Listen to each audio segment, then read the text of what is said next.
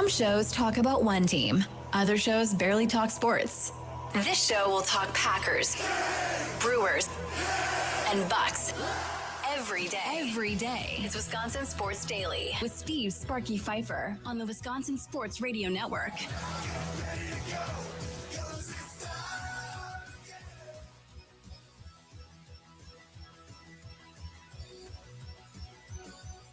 Welcome in. How are we doing here on a Monday? Work week back at it again. Time does not stay still. No, it does not. We just keep on moving and grooving and doing our thing. Welcome in to Wisconsin Sports Daily, live from the Wisconsin Sports Radio Network studios, powered by the Potawatomi Sportsbook. Sparky here. Charlie Usen over there, other side of the glass. There's so much to talk about from over the weekend. We'll get to hopefully a bunch of it before we get out of here. Tim Dillard from Brewers TV analyst will join us coming up at 2:20. Oh, it's going to be fun. Yeah. It's going to be fun. It's not going to be fun. Oh, it's going to be great. Well, it's going to be funny, but no, it's going to be so much fun. I can't wait. So, I can't stop smiling. 2:20 for that. Looking forward to that. Keith Tozer, commissioner of the MASL, of course, legendary Milwaukee Wave coach. Gonna have him on talk about World Cup, because I figure with all these people watching World Cup, somebody must be watching that listens to the Wisconsin Sports Radio Network.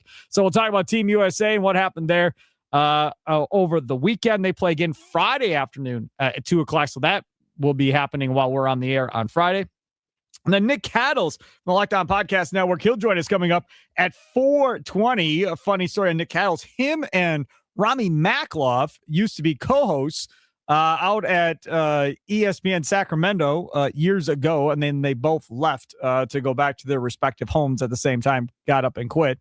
He went back to Boston. Rami came back here to Milwaukee, Chicago area. So that's how I started listening to Cattles back in the day, and have followed him on X ever since. And he has thoughts, lots of thoughts on what's going on with the Celtics, Jaylen Brown, Giannis, all of that. So we'll jump and talk with him at 4:20. Got to start off talking about what happened after the last time we talked. He's done it! A complete game shutout for Jacob Mizorowski, and he strikes out 15. Woo-wee. And the one and only Charlie Usen and a bunch of drunk girls were all at the game together. Can't even make it up. What's up, Charlie? It was so much fun. It was electric. I was having the time of my life. Like, I'm reminding people the entire game through 3 innings when he had the no-hitter, the perfect game through 3 innings. I was like, this is crazy. He already broke one record by throwing the fastest pitch by a starter twice in the first inning. Yep. Crazy. That was nuts. And then all of a sudden he comes out. He gives up that single to Kyle Schwarber. I'm like, oh, darn it. Okay, this is still going to be a cool game. It's still going to be fun. And then from that point on, he was just unconscious. Like, it did not matter who stepped up. To the plate. It was insane. It was so cool. At what point did you realize something special may be a brewing different than other Mizorowski starts? Because seemingly there's always a no-hitter threat in every Mizorowski start. In every Mizorowski start, he throws double-digit strikeouts. So nothing seemed too out of whack from that perspective. He's just doing his thing. Schwarber got, the hit. So that meant there was no hitter. There was not a perfect game anymore. But the way it ended up, I mean, that was incredible. And I could only imagine the buzz, because all 3 of those games, Friday, Saturday, Sunday, were sellouts. Yeah, I mean, I was already excited for this game going into it. Then we had Austin Herdina on Follow the Money on Friday. Come on, he goes, the people are betting like over 12 strikeouts for 9. Jacob Mizorowski. It was 9 was the number, and he thought it was too high. And he thought it was too high. And it was getting to that point. It was just climbing more and more. And then I get into the stadium. The first couple at bats, he's throwing 104.5. And you're like, this is insane. And I already saw a record, so it was already special. It was still really cool to be in that moment. And then again, 3 innings through, and just doesn't feel like anybody's touching him. He gets through that lineup the first time clean. That was so electric. That made you start kind of getting goosebumps.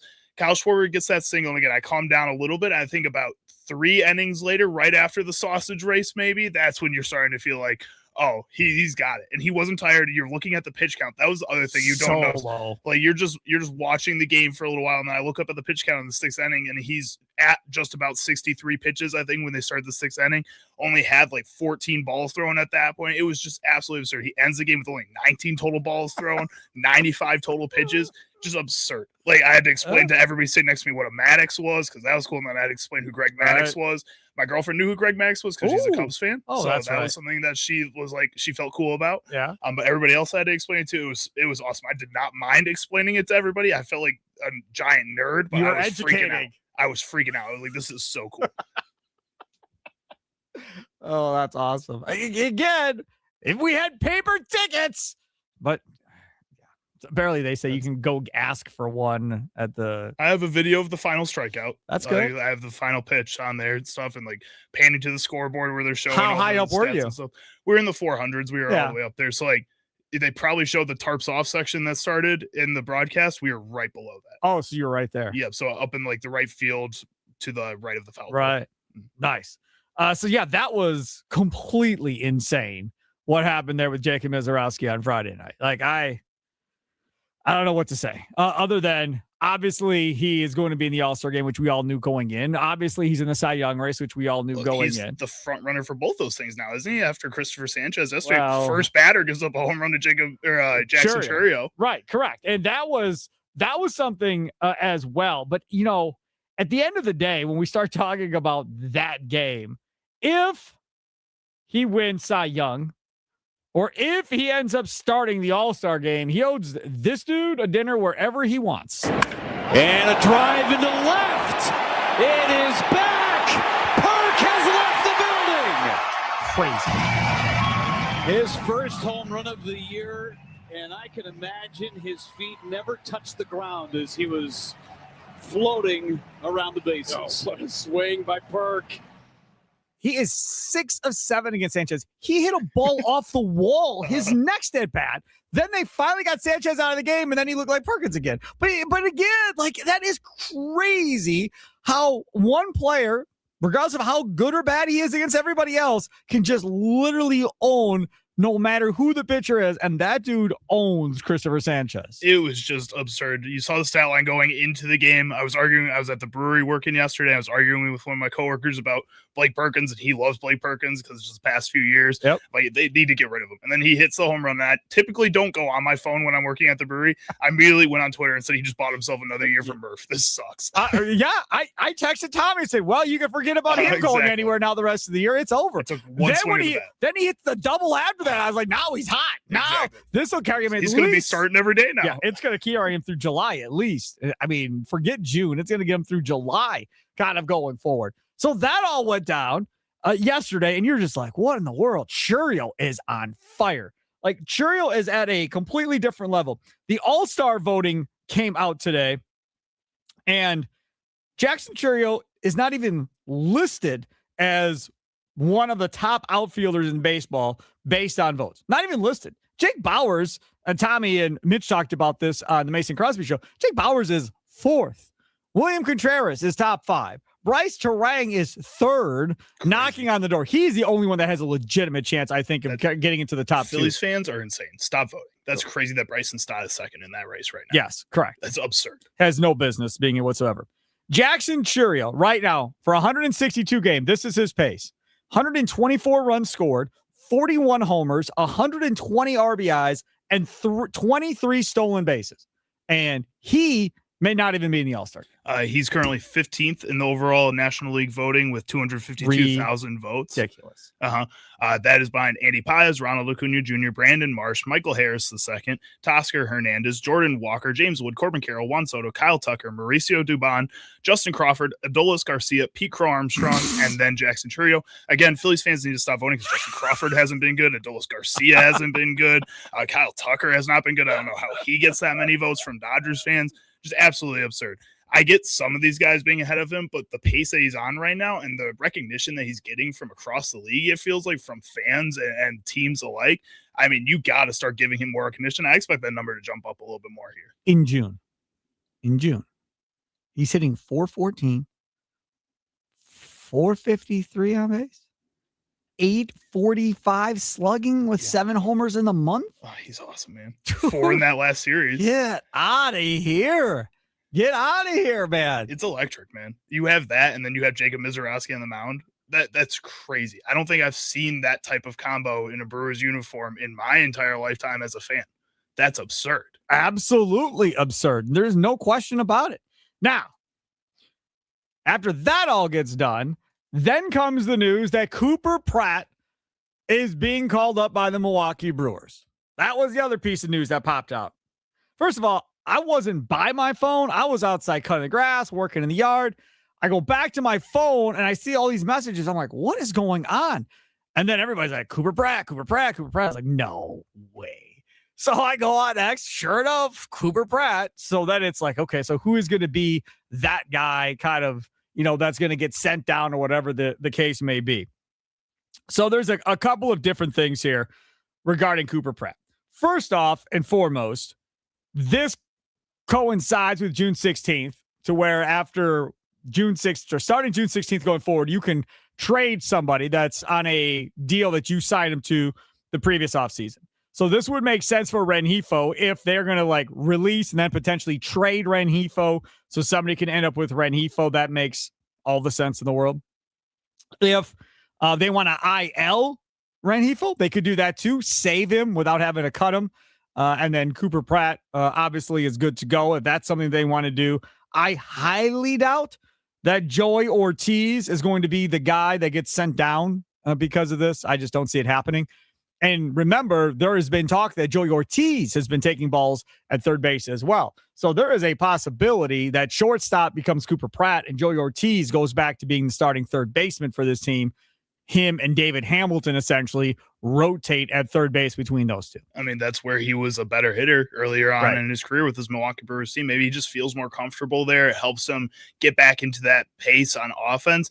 What I kind of worry about is kind of what happened with Elton Jenkins with the Packers, where you were consistently moving him back and forth from center to guard, that he doesn't get comfortable at one of those spots. If you want him to be that starting third baseman for the rest of the season, if that's your plan, if you're going to move him over there.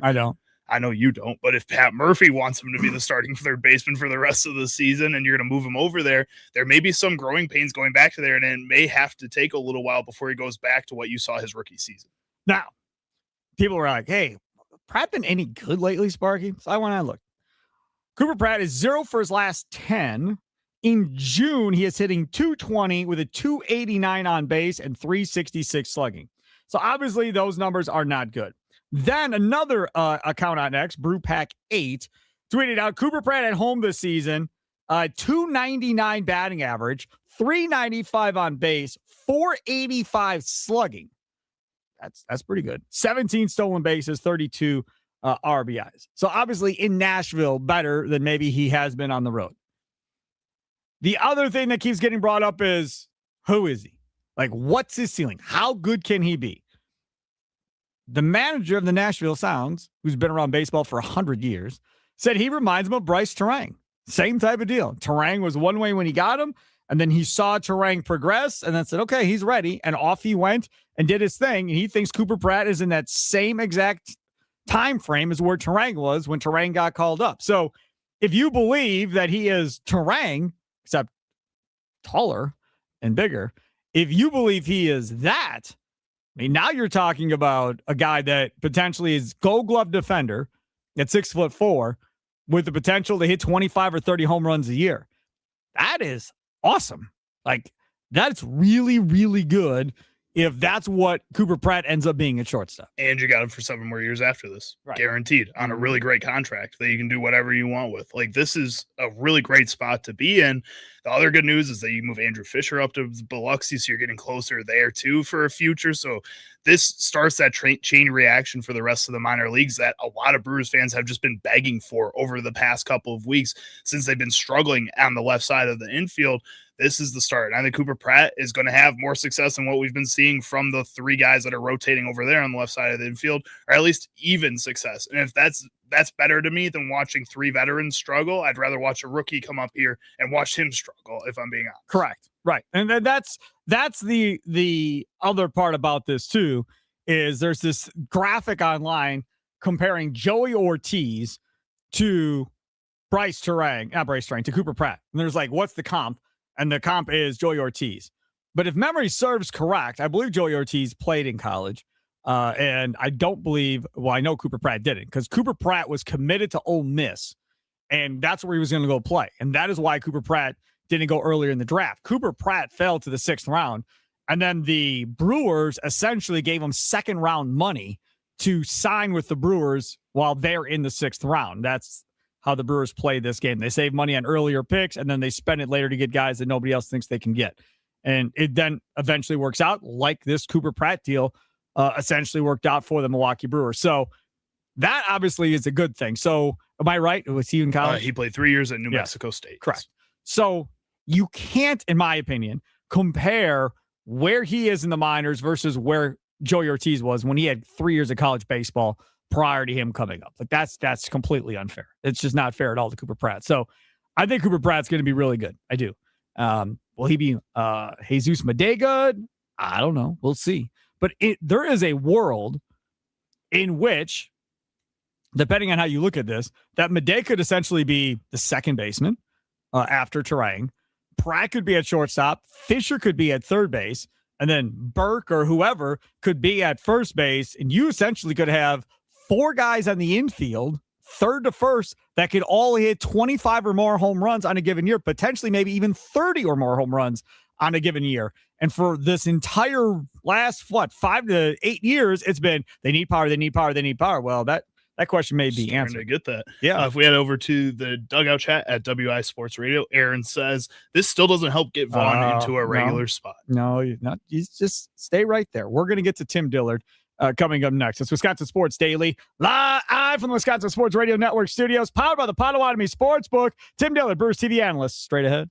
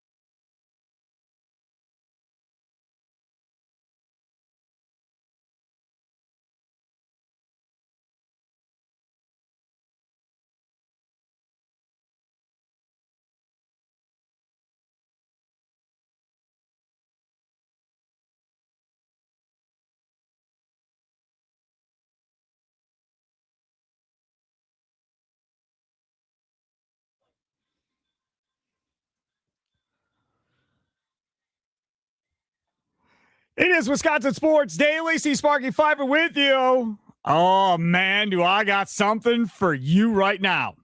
The Banana Frosty Swirl is the perfect treat from Wendy's Minion Friends. They created the banana cream sauce with real banana. The flavor is like a classic banana cream pie or pudding and pairs perfectly with the Wendy's Vanilla Frosty. I will be getting one of those tonight. I promise you. That will be happening. That is happening. There's no question. It's so funny listening to you talk about Minions. I don't know why. Like Minions and banana Frosties. Did I say something about Minions? It's just Did I say it wrong? you're just funny. Like it's just funny listening to old guys talk about something. No, but let me explain something to you. I don't like fruit pies or nothing like that, except banana, right? Banana cream pies, whatever. I'm good. Like a key lime pie? You don't like a key lime pie? No. Ice cream wise, like if we go out to like a ice cream shop or whatever else, unless it's banana cream pie or some type of banana flavored ice cream, I normally don't eat ice cream. They all get it. At all? Like no ice cream at all? The only time I usually eat ice cream is if it's a Frosty or something. Other than that, I don't get like scoops of ice cream. That's not what I do. Unless it's banana flavored ice cream. That's crazy. Yeah, there's a lot of crazy here. I'll tell you that much. Let's get to our guy. He's a former Brewers pitcher. You can hear him on his podcast, Buses, Benches, and Baseball. It's time to hear from FanDuel Sports Network Brewers analyst, Tim Dillard, as he joins Wisconsin Sports Daily on the Wisconsin Sports Radio Network. To the left side, Vaughn gets a try, looks the runner back, and throws him out. Ball finds you no matter where you are. And where he was at third base. I introduced you to insider Tim Dillard. Joins the show today. You should be getting paid extra for being an insider. Now, I think that if you're going to be an insider plus a TV analyst and everything else, there's got to be more to it because you broke the Vaughn story before anybody else saying, hey, he's taking ground balls here, and you were all over it. And now the question becomes, Tim Dillard, when do I get to see him start? Because he was defensively in there at third base over the weekend again on Saturday. That's 2 now. Now all I need is a start and off to the races we go. And we were all thinking about you as soon as it happened. So nicely done, Tim Dillard. He takes ground balls at third every once in a while. That's all I reported. It's not an insider. It's pretty much anybody that shows up early can walk, sit out there and pick a picture. I sent it to you because I thought it'd be funny, but man, it's really blown up. No, it was only out of necessity that he had to play third either time is because they were, they took Hamilton out of the game. They took Ortiz out of the game, but no, I don't think that's their plan going forward to have him at third. But all I'm asking for is for Vaughn and Bowers to be in every lineup now until, I don't know, the end of the season, maybe. Like, I'm okay with that. Both of those guys deserve to be in the lineup every day. Okay, so let's just go over something else here. Because first of all, they were 1-run games. It wasn't like the Brewers were getting blown out and they just had to put him in there. It was still a tight game. I mean, if those games go to extra innings, he's out there going forward, obviously, at third base. So there's got to be, in my opinion, some level of trust. But just bear with me. This lineup, just listen to this lineup and tell me this is not beautiful. If Vaughn's at third, Yelich, Turang, Churio, Contreras, Bowers, Vaughn, Mitchell, Pratt, Frelick. Oh my God. Like, there's a party going on at that point. I mean, literally a party around Milwaukee. If that is 1 through 9 at this point, Tim Dillard. Frelick batting 9 with his speed and everything else at the bottom to set up, Churio and Yelich and those guys. Oh, I got to have it, Tim Dillard. I got to have it. I've been waiting to have you on all week. I didn't want to bother you and celebrate and text you and blow up your phone. It's like, no, we have him on Tuesdays. We'll celebrate at that point about Andrew Vaughn. I think, let me see if I can call my shot here, and I'll probably be wrong. I think he gets a start at third base in the Braves series. Really? I'm going to throw it out there and say that maybe we get to see this lineup against the Braves, who, are probably the best team in the National League. Them, the Dodgers, and the Brewers. Those are, I think you would agree, the top 3 teams in the NL right now. Well, I think it has a lot to do with Bowers. Bowers can play the corner outfield positions as good as needed. He's not he's not going to take away from the defense that we know from the Brewers. In fact, I think he's above average out there. I think he's got good range. He's got a good arm. He makes the easy play, and he should. But if you can have him in the outfield and Vaughn at first, I think that's still okay. The problem is when you start adding different guys to the mix to try to do some sort of, okay, we're going to match up against this pitcher because of his splits, or this guy's been doing this. If I'm a pitcher on the mound and I'm dealing and I get a ground ball to third and Vaughn is unable to come up with it, that bothers me as a pitcher. So not against him. We love the bat, but when you're starting to put guys in positions they don't feel comfortable or they don't have a lot of reps at and can't make the everyday play, that's going to hurt your pitching staff. So I think that's what. Can he play third? I think he can play third. Can he play it as good as Hamilton? Probably not right now. As good as Rengifo? Probably not right now. But anyway, to your point, I mean, we'll see what happens. I don't think so. I'm going to go ahead and say no to the Vaughn at third during the Braves series. Now, but hey, you never know. In defense, Vaughn is perfect on fielding opportunities right now. Just pointing it out. He is 1 of 1.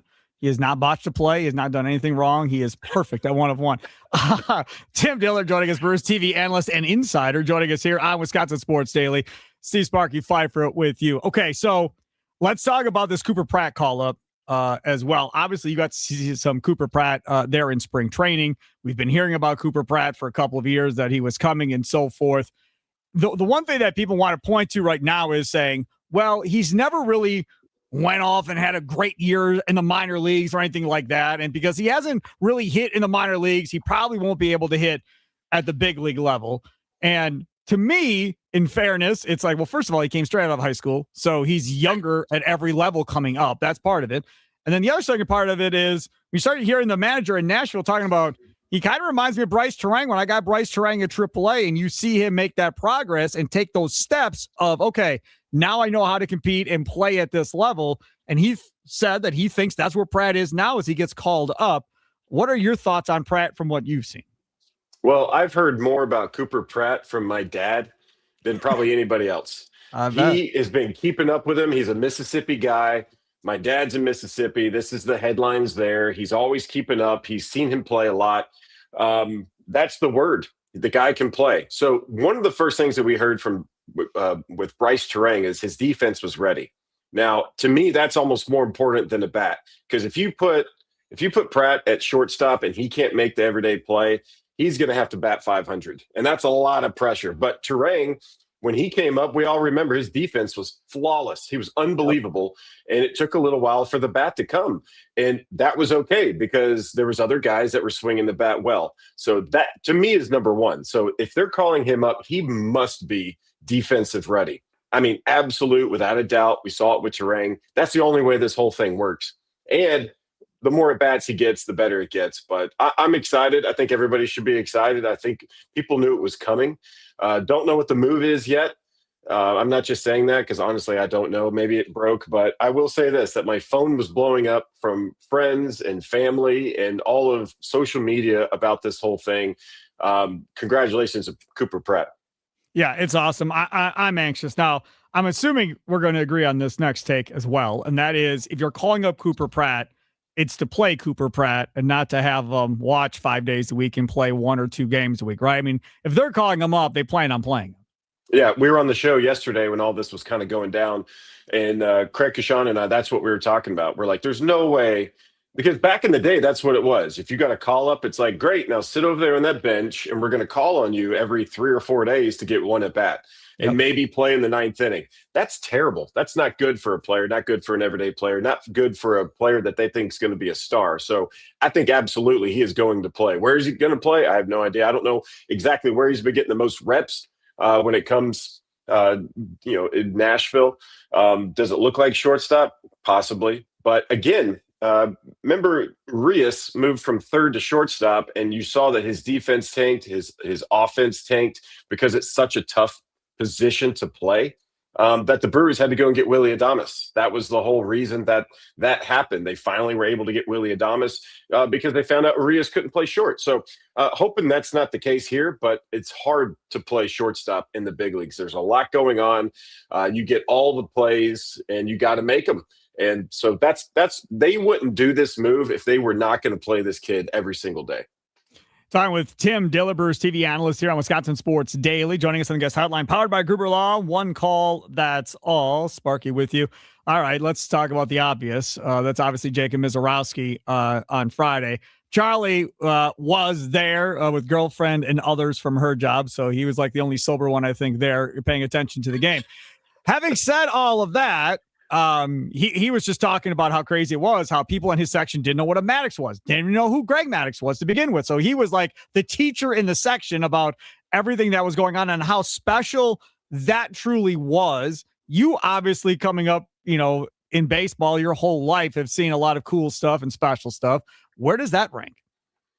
I mean, to be able to witness it, the vibe. Here's the vibe at AmFam that night. Nobody was leaving.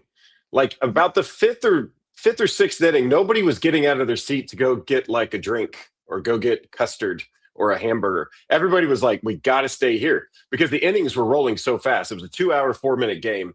And every time Mizorowski was on the mound, I mean, people were just in their seats. They were watching. When he came back out from the ninth for the night, I mean, it gave you chills. Standing ovation. How loud it was amazing. And then when he got it, the hug with him and Contreras, I've been in dugouts and bullpens and clubhouses with some of these type of moments, mainly in the minor leagues. I remember Manny Parra threw a perfect game in Round Rock, Texas.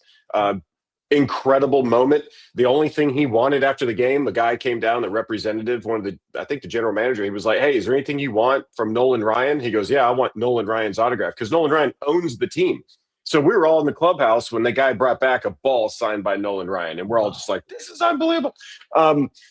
Explaining what a Maddox is doesn't have to be the thing. The thing is, not everyone's throwing complete games nowadays. It's not even in the realm of thinking. And the reason this happened is I think Mizorowski in the offseason was like, I don't want to be just a good pitcher. I want to be the best pitcher. And when you start having to go, okay, if I want to be the best, let's work backwards. He worked backwards. He goes, okay, I got to go deeper into ball games. I got to throw complete games. Well, how do you get there? I got to throw less pitches an inning. Well, how do I get there? I got to be in the zone with strikes. That's what it came down to. He was throwing strikes. He was challenging hitters. And there was nothing they could do about it. That's how good he is. And so, yeah, he threw it on, 95 pitches? But I think the bigger case here is that he put all the wheels in motion months ago. We're reaping the benefits now, but it was all his hard work and trying to figure out how and what kind of pitcher he wanted to be. It came to fruition, man. That was sweet. So as that's going, because it seemed like Philly had an aggressive approach. Like, okay, if he's going to throw strikes, let's go at him. And that helped him get to 95, obviously. That was part of it. I was just sitting there thinking to myself, by the time the 5th or 6th inning rolls around, I'm like, maybe you all should not stop. Maybe you all should stop swinging so early and make him like work a little bit harder. But they never did. They were aggressive that whole time. They never really differentiated, I guess, from how aggressive they wanted to be swinging the bat. And I think that really helped Mizorowski a little bit. It did. And the reason they were having to swing is because he's done the work the last several starts. Pretty much the whole month of May, he was throwing first pitch strikes, above 70% first pitch strikes, which is a big deal. Because once you learn how to throw strikes, you can do so many other things. It's like a choose your own adventure story. Once you start going, okay, I throw a strike, then you can choose wherever you want to go. The more balls that you throw early in a count, that's going to only put you on one track in one location in one pitch, where the hitter knows where you're going in the story. So they walked up to the plate knowing if I don't swing, it's going to be 0-1. If I don't swing on the first 2 pitches, it's going to be 0-2. That's why they were being aggressive. They knew it was coming. They even said they're going to see fastballs at the top of the zone. But that's, again, how good Mizorowski has been, is just being able to fill up the zone. Think about it. There's people that are, in the minor leagues and AAA that can't throw 7 out of 10, strikes down the middle. It's a hard thing to do. Then when you put Kyle Schwarber or Bryce Harper in the box, it's like, okay, throw a strike. Yeah. And he was fearless. And that's what it comes down to. He's a young kid that's fearless, that understands his stuff, and he's controlling it. To strike out 15, throw a complete game, 95 pitches, all super impressive. Another super impressive thing that I'm quite certain – I'm old. I don't remember any other Brewer pitcher ever having this stat. He never got to a 3-ball count on a single hitter in 9 innings. Like, that also has to be something that is super rare in baseball. Well, 2 things, I think. So, number one, 6 of his strikeouts were on 3 pitches or fewer. So, to your point, why don't they just take more pitches? Well, because they're going to be sitting in the dugout. Right. And that was the whole goal, obviously, is to throw strikes. And the other thing is, this is the first game like this that we have seen in the ABS system, where you look at the Kerry Wood game when he struck out 20. I mean, his stuff was legit. Don't get me wrong, but he also got pitches that are like 6 inches off the plate. That's Or how it used to Levon be back then. Hernandez. Yeah. Yeah. Oh yeah. Yeah. It's a day game. The umpire wants to get out of there. He's got to make his flight. I'm not saying it was wrong and they should go back and redo anything, but that was what the system was then. Now we got automated ball strikes. There's a robot saying this has to be a strike, this has to be a ball, and if you don't agree with it, then you can tap your head and we'll check it out. So he doing this in this era, to me, even bumps it up a notch of how amazing that game was. 2 pitchers that struggled in Vegas. Obviously, Harrison was one. Comes back yesterday, looks like Harrison again, so we just forget about Vegas and move on. Patrick, the other, he came back and still looks like he's struggling a little bit. Have you picked up, seen anything that might have changed or is different? Because it sounded like after the game, they really couldn't put their finger on what was going on.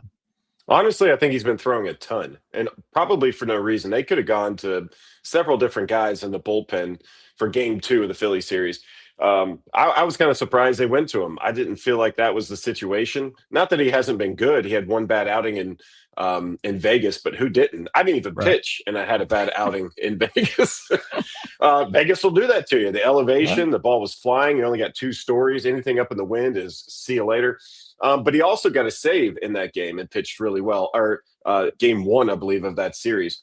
I think he had just been pitching a ton. I think at one point he had thrown maybe 4 out of 7 days or 5 out of 8 days, something like that. Not to say that mentally you can't figure it out, but physically he probably wasn't as rested as he has been in the past. He's been getting used a ton.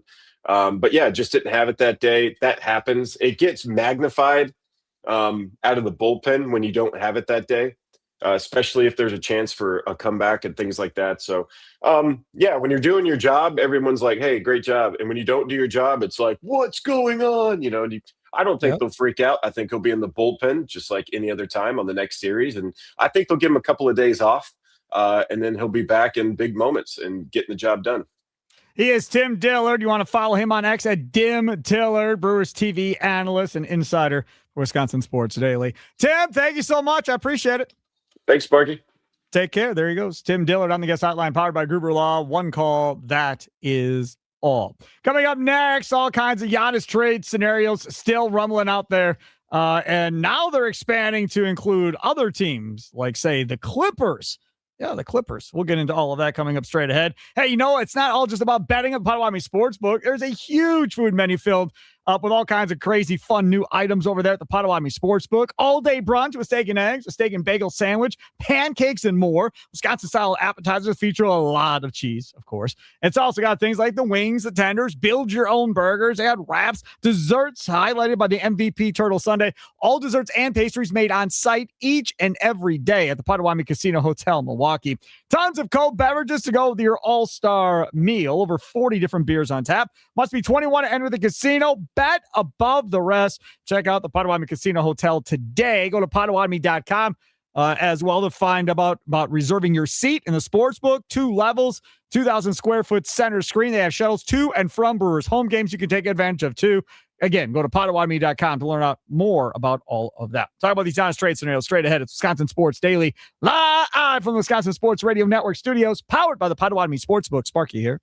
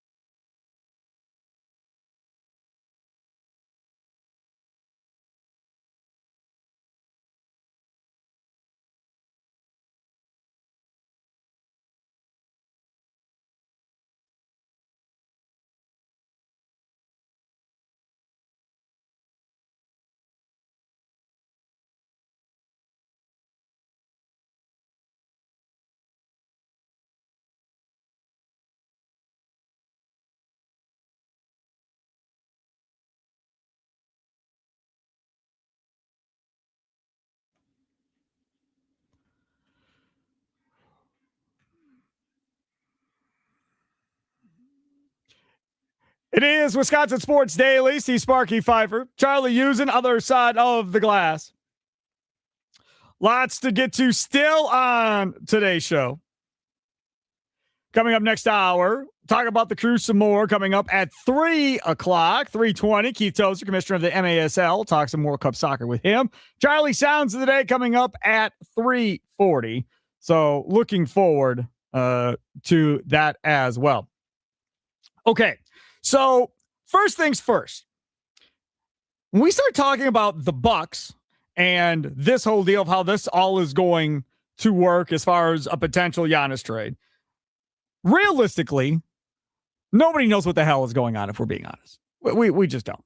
I mean, the history of the Bucks has been you don't know what's coming until it happens. They have not been, with John Horst, a team that leaks what happens before it happens. Just saying, if we're being honest. They didn't leak Bledsoe. They didn't leak Portland. Nobody knew about Lillard. Like, nobody knew about Miles Turner. And that was in free agency, for God's sakes. And still nobody knew that was going on. He kept everything down and out, and nobody knew. So for everybody to be freaking out, meaning like, oh, the Bucks are doing this, oh, the Bucks are doing that. I don't know, man. Like, I'm into it. Like, I got draft scenarios or trade scenarios right here, and I'm into it as much as anybody else. Don't get me wrong. But there is a lot of fun stuff. So one of the reports that came out was that apparently the Clippers may be that team that ends up being that third team for the Bucks and Boston if it ends up not being Miami. Now, the Celtics, again, we'll talk to Nick Cattles about this at 420 some more from the Lockdown Podcast Network, but they're another team that normally Brad Stevens isn't running around telling everybody what he's going to do before he does it. That's not his style either. So we're talking about two teams here that normally don't talk. Then now all of a sudden, everybody seems to know what both teams are doing. It's just baffling to me how this is all working. But this is the one trade proposal that was thrown out there. This was from Evan Sidri. Now, again, this is not with a source. He does not have a source. He went into a trade machine and made this trade. Just to be clear of what Evan Sidri did here. Boston gets Giannis, Bobby Portis, and Brook Lopez. Do you know who the happiest person on that deal is going to be? Bobby probably still. Giannis. I guess. He gets to go to a new team with two of his guys. And now it's worrying about fitting in, trying to figure out the city, going exploring. Now he's got two guys with him, right? If you walk Bobby, though, and I see what happened to Brook Lopez this past season, leaving Giannis and leaving this team and leaving this scheme, I'm pretty happy I'm still with Giannis and still probably with a coach that's going to keep that scheme because Joe Mazzulla knows what he's doing. You would think so, yes. So that goes to Boston. The Clippers get Jaylen Brown and Jaylen Brown only. The Bucks get number 5 in the first round, number 27 in the first round, which I believe is the Celtics pick, Hugo Gonzalez, Isaiah Jackson, Derek Jones Jr., Bogdan Bogdanovic, and a future first via Boston, whatever year that ends up being. Now, I will be the first to tell you, we're talking about this in the break with Tommy and Charlie. The players suck in this deal. I don't want any of those players. Maybe go have a stink face. Yeah, I don't care about those players. I do not care. They could cut all of them for all I care. All I care about is 5. That is the number that I want. Now, you could sit here and debate with me about you don't want Darius Akov. Fine. And some of the comments he's made recently, I totally understand why you wouldn't want Darius Akov, about him not caring about defense and everything else. Totally understand why he's out. But even if he is out, the quality of player at 5 versus 10, Ament versus everybody above Ament, I'll take everybody above Ament that's slotted to go above Ament, right? So that's the first case scenario. The second case scenario is, what if you packaged 5 and 10 and got yourself up into the top 3 potentially, or even top 4 and you get Caleb Wilson as a guy, whatever, to get up to get more of a lock of a potential superstar than what you're going to get at 10 or 13. If you do the Heat deal, you're in a much better position there than you are taking that Heat deal. To me, this deal, I love this deal.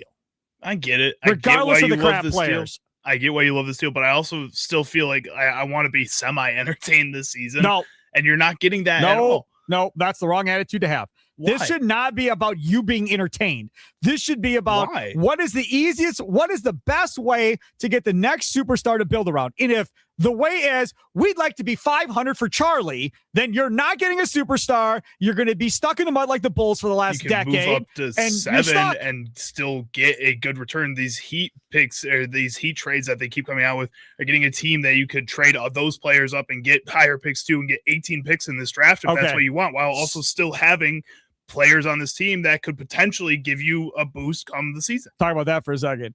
The other rumor going around is, well, they got to find somebody for Tyler Hero because the Bucks don't want to give him an extension, and the Bucks don't want Tyler Hero. So now it becomes, who wants to pay Tyler Hero all that money on an extension? If the Bucks are like, we're good, let somebody else pay him. Everybody's like, well, watch the Pistons. Well, watch the Nets.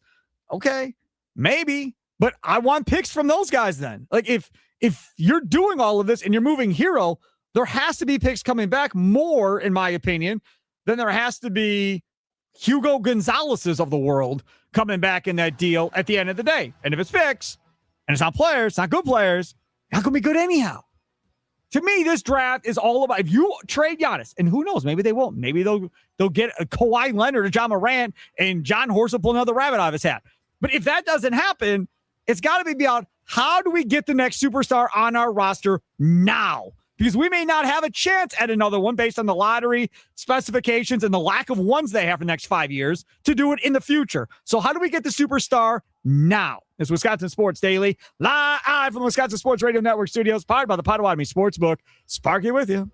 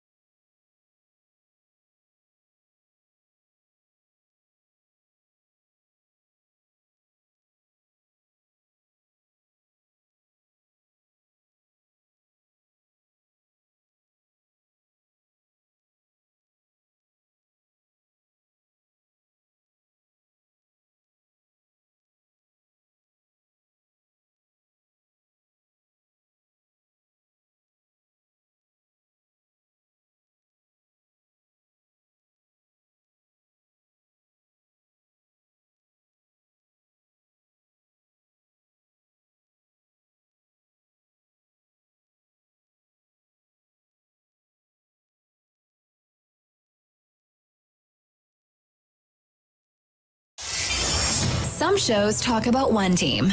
Other shows barely talk sports. This show will talk Packers, Brewers, and Bucks. Every day. It's Wisconsin Sports Daily with Steve Sparky Pfeiffer on the Wisconsin Sports Radio Network.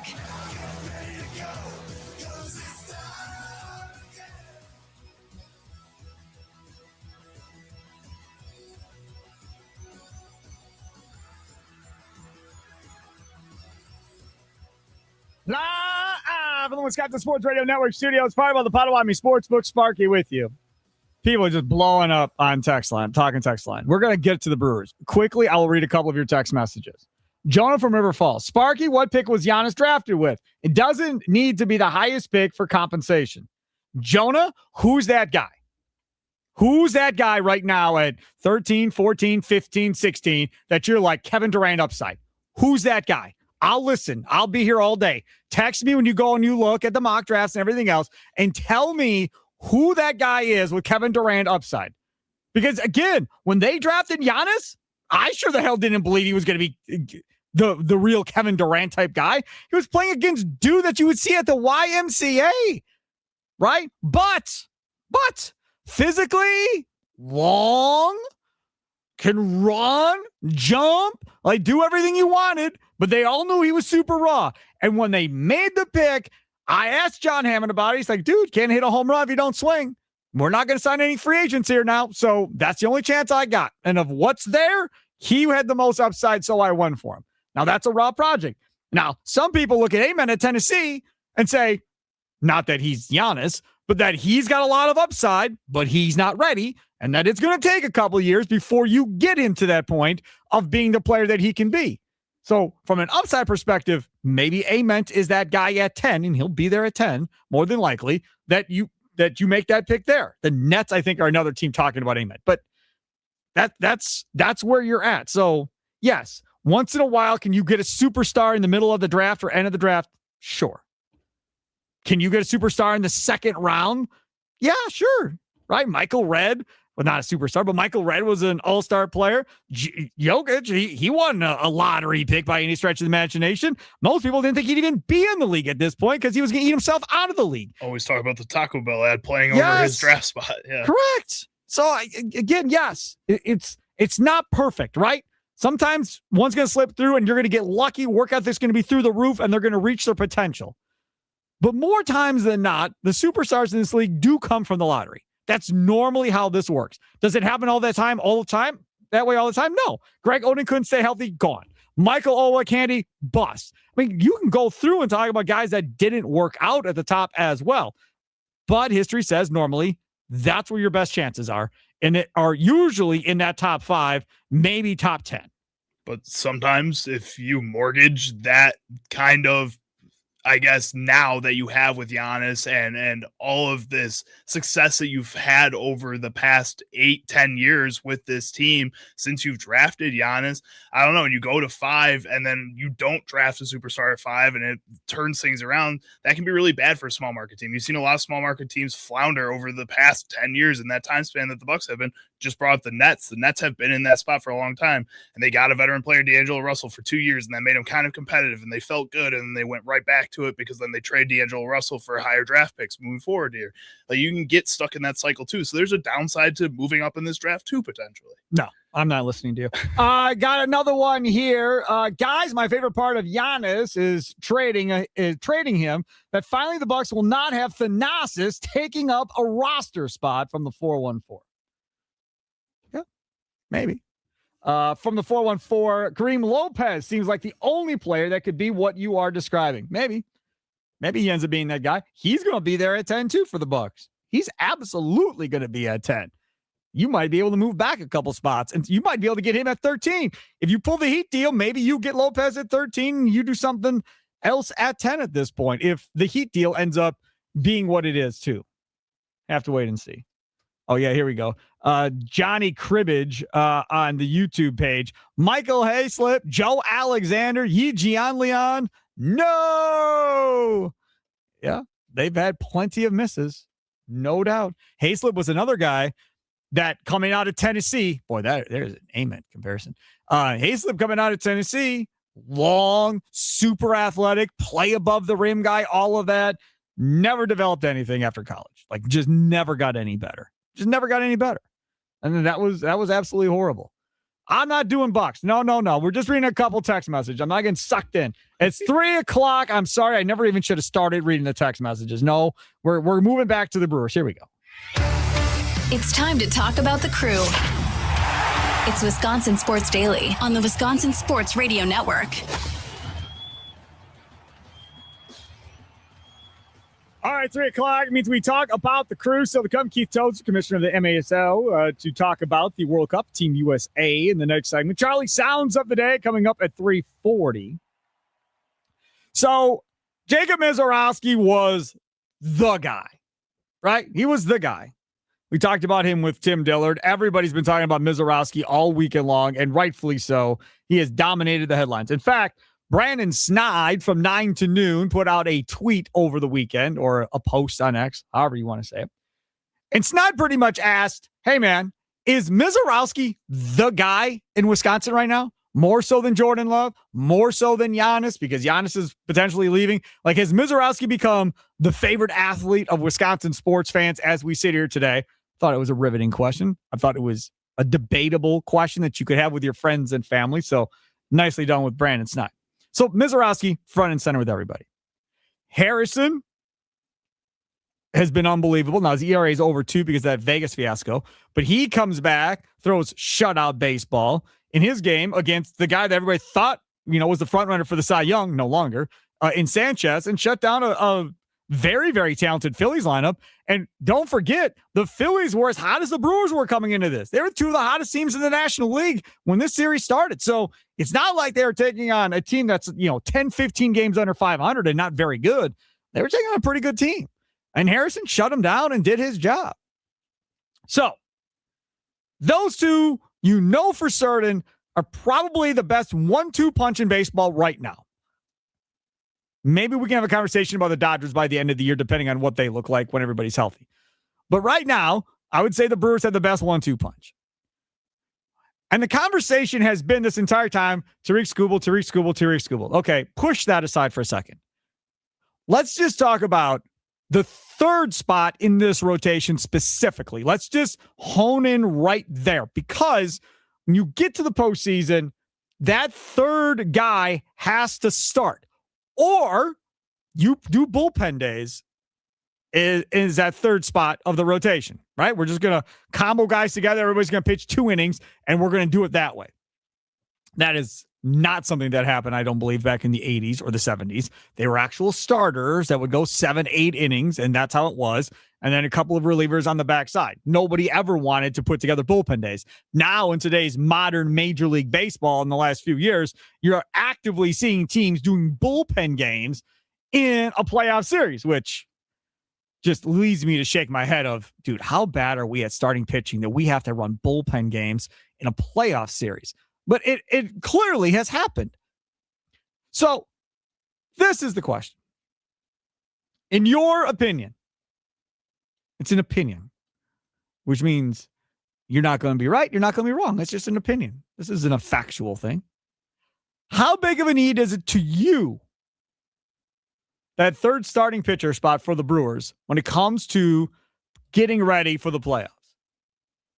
How big of a deal is it to fill that third starting pitcher role for you between now and the playoffs?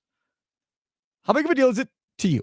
Nikolai Law Tiger text line 414-677-1250, 414-677-1250. On the social, streaming live at WI Sports Radio, at Instagram Live, on X, YouTube. Subscribe and like while you're there on YouTube at WI Sports Radio, streaming live as well on the Fan Milwaukee Facebook page. Brandon Sproat has pitched well his last 2 times out, but is young. You have Shane Drone, who looked okay this last time out, looked okay the time before that. Not bad. I don't think he's great yet either. Maybe he gets to be great by the end of the year. But right now, those are the 2 guys there. You have Logan Henderson, who has not been able to stay healthy in his minor league career and is out yet with a back injury and is probably going to get back here at the beginning of July or so. Fine. You have Brandon Woodruff, who you're still waiting to see what he looks like. That might be your answer at 3 if Woodruff can get back to where he was prior. But this is a big, big ask to see if that velocity can come back up and be what he wants it to be able to be that third.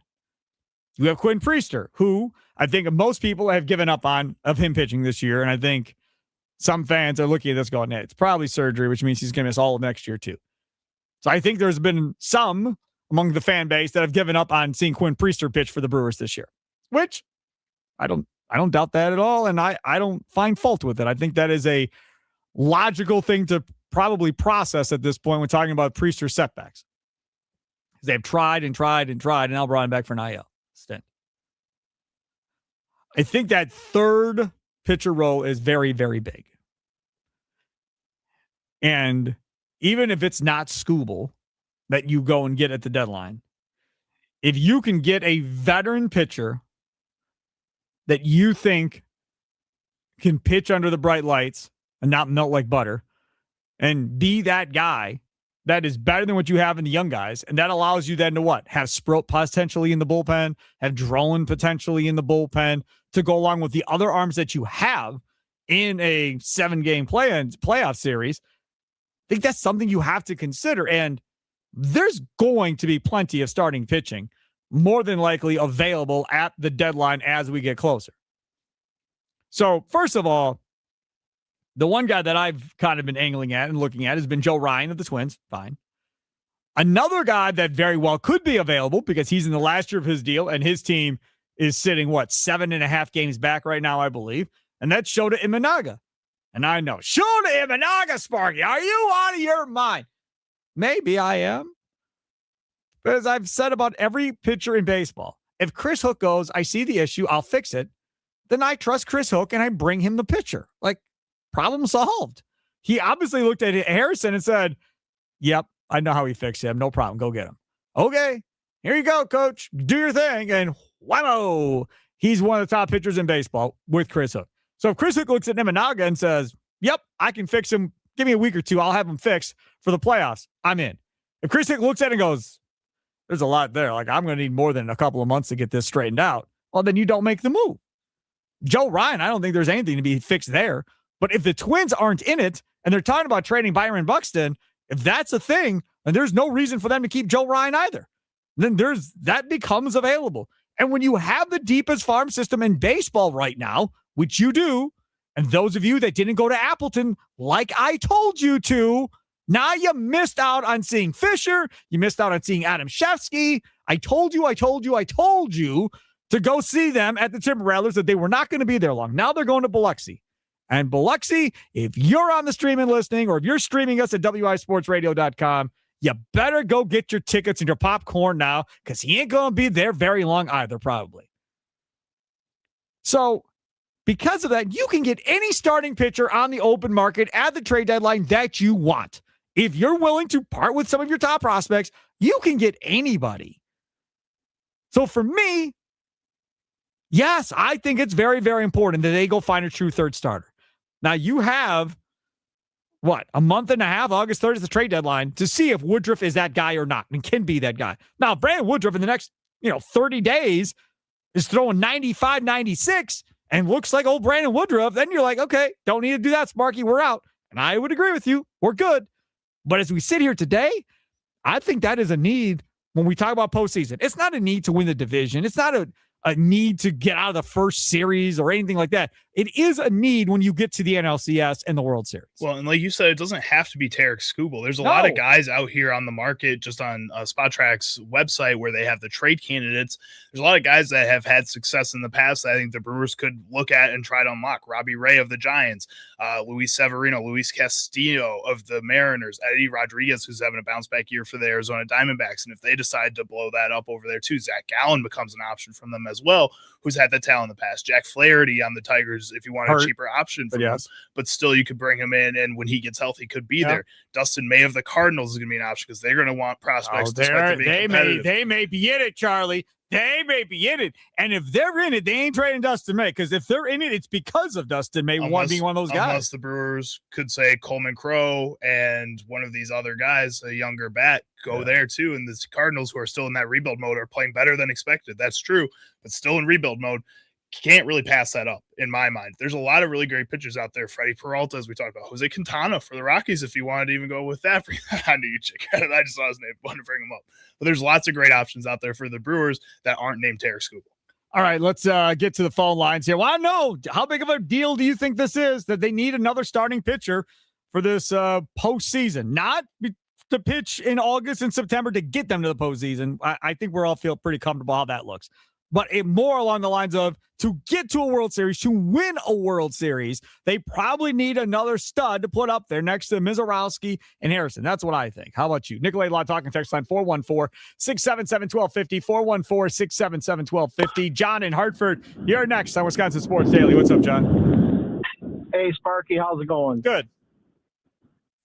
So, even if Woodruff comes back and pitches well, I don't trust him to be healthy going into the postseason. It's fair. And I don't trust, right now, I don't trust Sproat at all. The guy's been pretty brutal. He's pitched well his last two outings, though.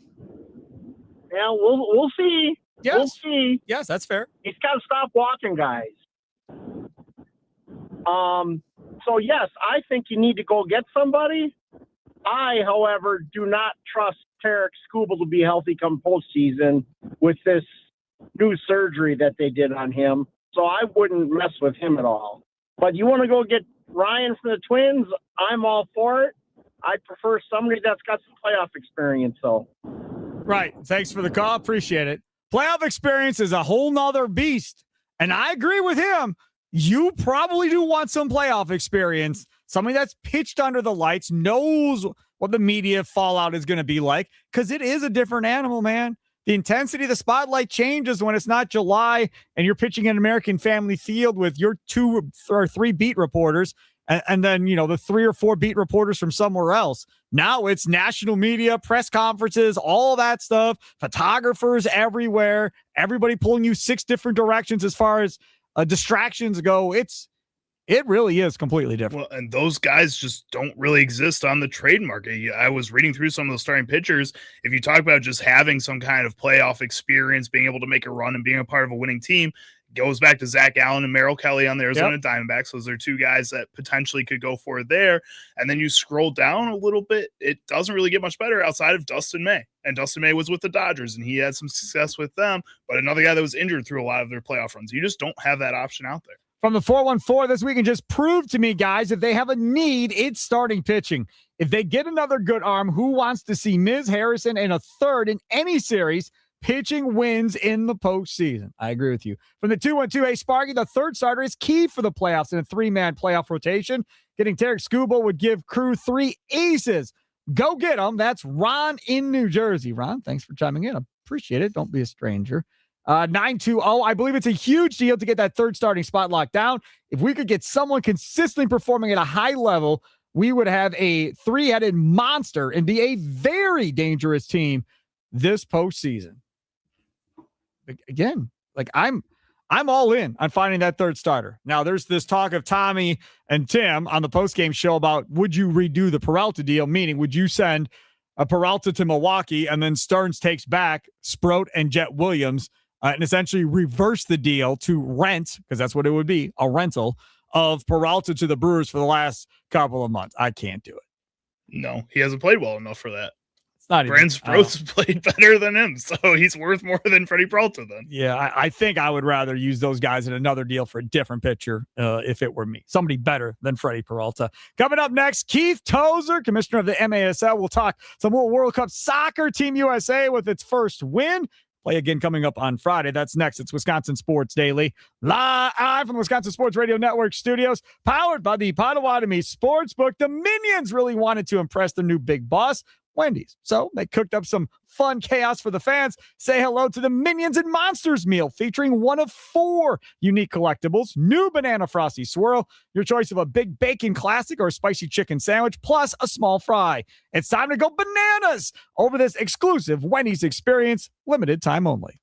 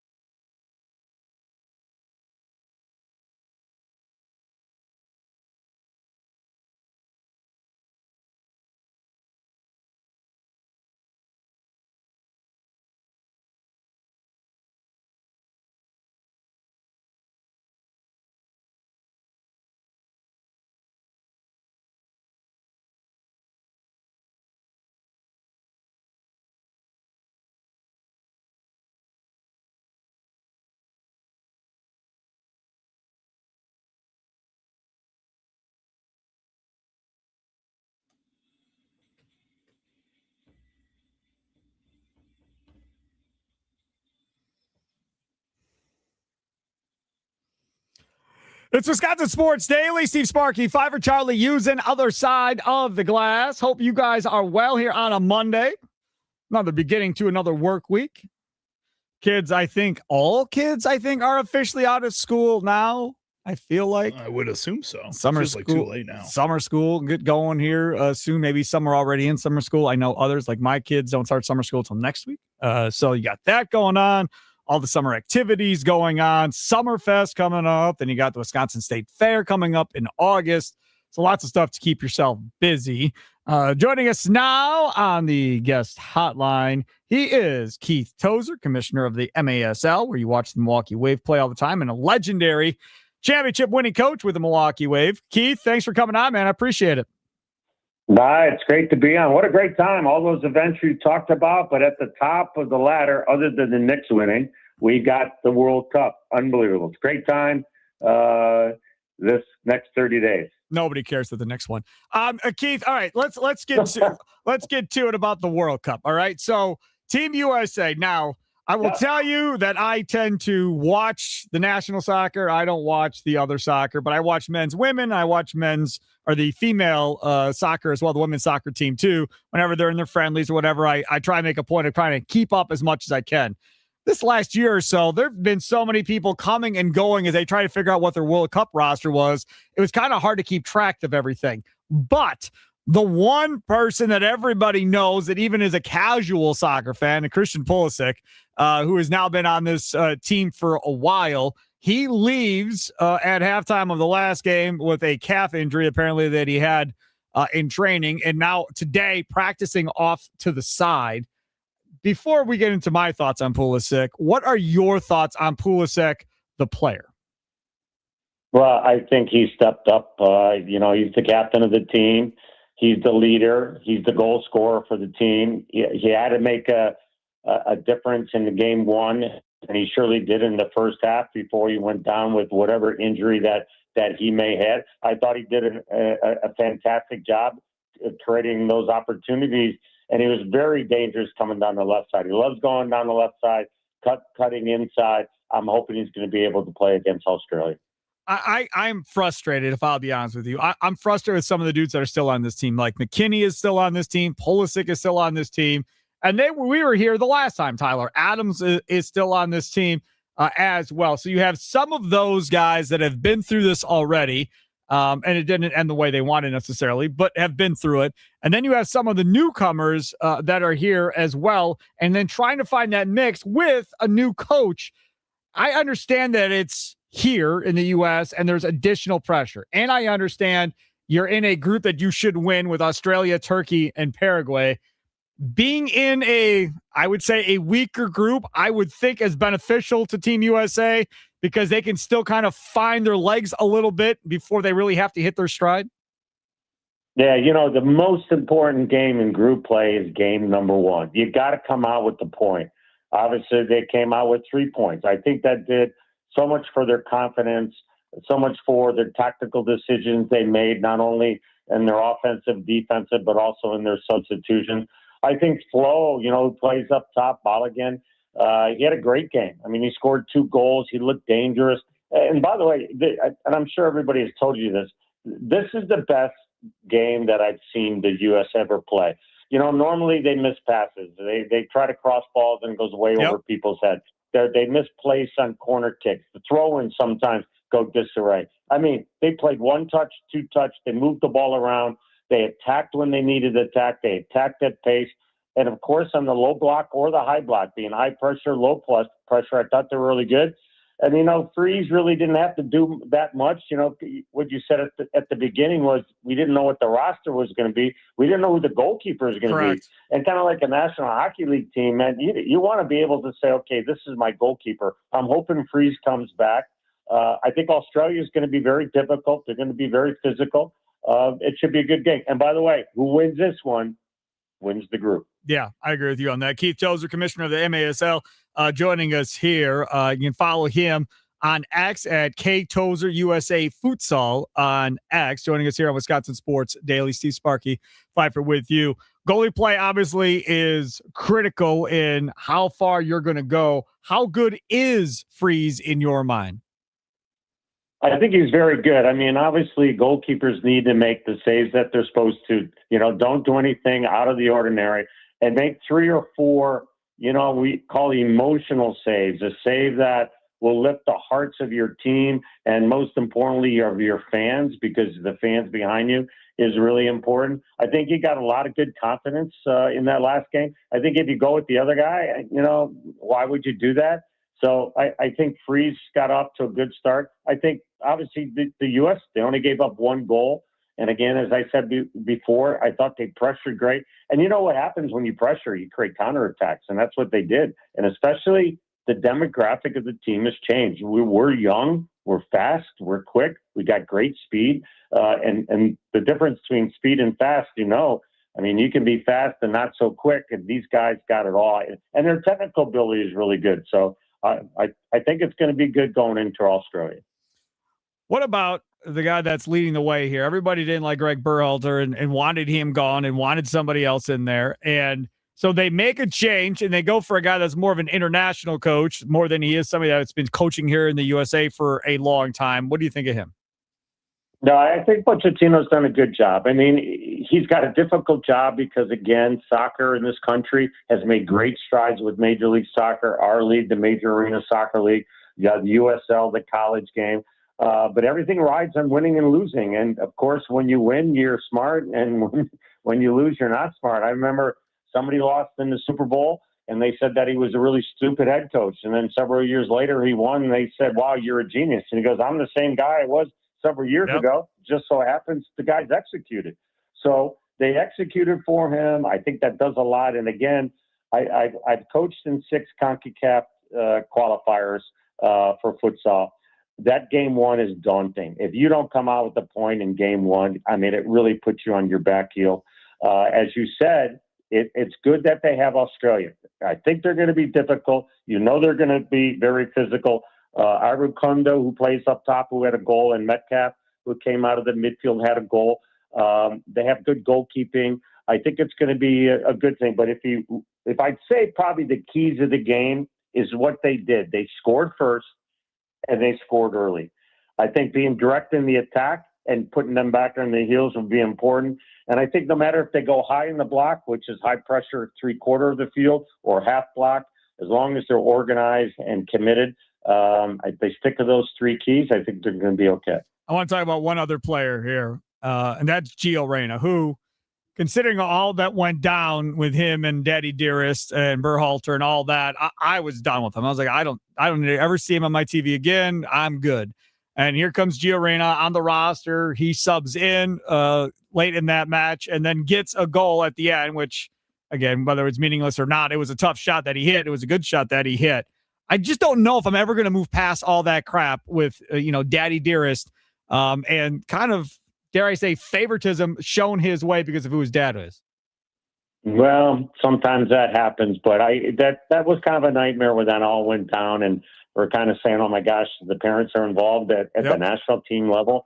But what I've heard from many people within U.S. Soccer, as well as the team, is he's really become mature. He got married, he's had a child, he's really doing the right decisions, and everybody should get a second chance. And I think he's got a second chance.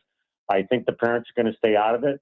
I think, when you come off the bench, especially in a World Cup match, and you score a goal, especially the goal that he scored, that's tough. I think it does fantastic for the player, but it also does great for the coaching staff, because they said, oh my God, what a great substitution. We put him in at the right time. He came through. Maybe it wasn't the game-winning goal or anything like that, but I think it was important for the whole team, because I'll tell you what, I think all the players, and you guys know, in order to win a championship, it's got to be like a family. They are a family, and I think all the players were as happy for him as he was happy for himself. That might go a long way in game 2 and game 3. Keith, you have a guy that you really like on this team, whether he's a starter or a reserve, you're like, maybe nobody's talking about him, but he might have a moment. My guy would be Ricardo Pepi. I like him a lot. I've liked him since he's been on Team USA. He's had some goals along the way, too. I've always liked Pepi. Who's your guy? I like Pepi. I think, when he came in the 72nd minute for Flo, I think he showed well. I mean, it's kind of difficult sometimes, even though Reyna came in and got a goal right away to get into the flow of a game. I got to go to flow. I love his pace. I love his enthusiasm. I love his goal scoring ability. Yeah. When you play a 9 or a 10 and you don't create opportunities, and he did create opportunities, he had a goal called back, right? Yep. For offside. I just really think in order to go through to the next round, you need to lean on somebody. And maybe Christian, he got hurt. Maybe that's not the guy this year. And in the Final Four in basketball, National Hockey League, we just saw it with the captain of Carolina. There's one guy who always steps out and does something remarkable. And I'm going to lean on Flo. I'm hoping that he does it. I think the U.S. team needs somebody new to talk about. And I don't think anybody thought he was going to play for Team USA because he had 3 different countries he could have played for. My God, I mean, he turned down Italy, but what a good choice that was because they didn't qualify, right? Yeah. So I think he made the good choice. Again, one game doesn't get you to the finals, but one game definitely gets you a step forward. If they can win this game, and it's so crucial for people that are listening to the show and they're trying to figure out why it's so important to win the group. When you win a group, then you play across against another group and you play the second place team. If you come second, then it goes across and you got to play the top team. And normally the top team is the team that should be there. But we'll just have to wait and see. How about today? It's not Cape Verde anymore. It's Cabo Verde. I mean, they're celebrating. They're celebrating down there. A 40-year-old goalkeeper, Benzania. I mean, yes, they got outplayed, but he was amazing. And for Spain to come out 0-0, I always think in a tournament there is going to be a shocker, and we haven't really had one yet. And maybe that was one that Spain still will go through. I heard an analyst on 9 to Noon with Rami and John Kuhn say that he thinks Team USA makes the round of 16, and anything over that is, a cherry on top of the sundae. Do you see round of 16 when you look at this team? I possibly do. I really think it's going to be telling what happens in the next game. Consistency is probably the biggest mark of success as an individual athlete as well as a team. I think if they can pull off another very good victory and play better than they did prior, then you can say, hey, by the way, there's something going on here. But if they struggle against Australia, you know what people are going to say? They're going to say, same old USA team. They had one good game. The fans are going to say it. The media is going to say it. Yep. I think the next game is really going to be crucial for that whole ball of wax. I agree with you 100%. Keith Tozer, commissioner of the MASL. Of course, you see the Milwaukee Wave playing there. What else do you want to promote on your way out, buddy? Thanks for coming on. Well, I appreciate everybody supporting the MASL, the local team here, the Wave. We brought in Lehigh Valley, another American Hockey League team. We have M2, M3, MW. Things are really rocking in indoor soccer, and we're looking forward to all of us during the World Cup. That's good stuff. Keith, thanks so much for coming on, man. Appreciate it. Thanks, guys. There he is, Keith Tozer, commissioner of the MASL, legendary championship winning coach for the Milwaukee Wave, right there on the guest hotline, powered by Gruber Law. One call. That is all. Charlie Sounds of the Day is coming up next. But first, let me tell you about my friend folks over there at the Potawatomi Sportsbook. That kitchen is amazing. All-day brunch with steak and eggs, steak and bagel sandwich, pancakes, and more. Wisconsin-style appetizers that feature a lot of cheese, of course. You got this big pretzel.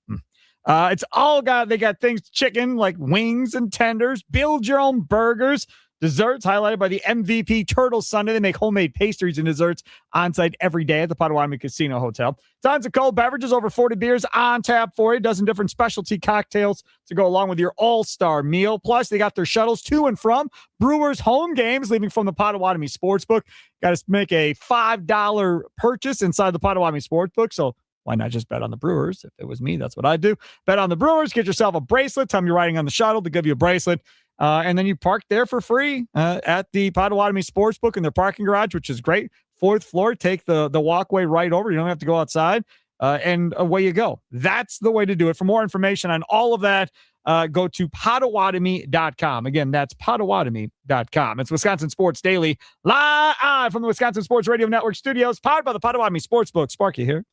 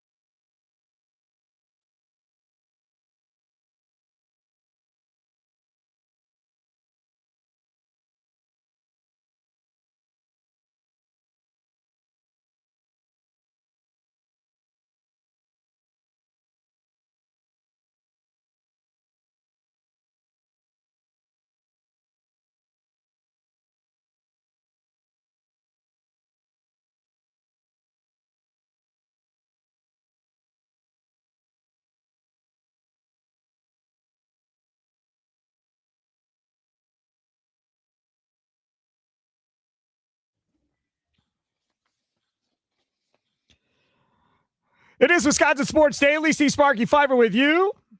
Hope you are well. Do you know who's well? Habish, and Rotier, baby. They're well. They're always well. You want to know why? Because they're awesome. That's why. And they know that every time I come on the radio and talk about them, that makes them look great. And they know that they're going to back it up when you go walking in there and go, hey, I didn't really want to have to make this call or whatever, but my car got totaled, my knee's killing me, or my elbow, or my head, I got concussed, whatever the case may be. Sparky's always talking about y'all, so I figured I'd give a call. You want to say, we got you. Come on in. Let's talk. That's how this is going to go. 13 locations around the state. Wausau, Green Bay, Appleton, Madison, Lake Geneva, all over southeastern Wisconsin, Sheboygan, everywhere. They are everywhere you want them to be. Not Duluth Superior yet. We're working on that. But everywhere else, they're where you want them to be. They've been doing it since 1930, a long, long time, because they're very, very good at what they do. National reputation, hometown service. National reputation because they win a lot. Safety laws are created because of them in the state and so forth.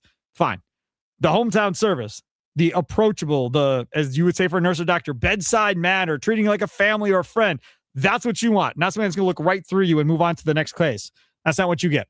Habish, and Rotier. Check them out today. Habish.com. If you're injured in a car accident, hopefully you never will be. We'll never have to use them. But if you are, Habish.com. What sound clips will Chicago Charlie pick today for Sparky? Will Sparky become enraged? Will laughter ensue? It's time for Charlie's Sound of the Day. It's Wisconsin Sports Daily on the Wisconsin Sports Radio Network. All right, Charlie, where to? This was not on purpose, but this kind of turns out to be like a Plead the Fifth Monday a little bit, because I had 3 clips. I think Happy Monday, Sparky. Happy Monday. We're going to start off with one of your favorites, Draymond Green, on the Draymond Green podcast, of course. And he calls European players dirty after Victor Wembanyama had a few dirty plays in the playoff run here. His leg while he was setting the screen. I don't know why anyone would be jumping on a screen like that. But here's what I will say. Victor Wembanyama is a great player. Victor Wembanyama is a European player. And I've been on record saying European players are dirty. And everybody's like, Draymond shouldn't say that. And I told y'all, no, I'm not dirty. It's a completely different thing. And I don't think anyone that I play against will tell you, man, he's dirty. No, I ain't dirty. That's a different thing. I will mess you up. Victor Wembanyama is a European player. They are a bit dirty. It's why beating France in France was such a big deal. Europeans want to own our game, and they are a bit dirty. And so I've said this before, and everybody's like, Draymond shouldn't say that. He can't say that. He's dirty. No, I'm not. I will mess you up for sure because you deserve to get jacked up. Completely different thing than doing sneaky, dirty stuff.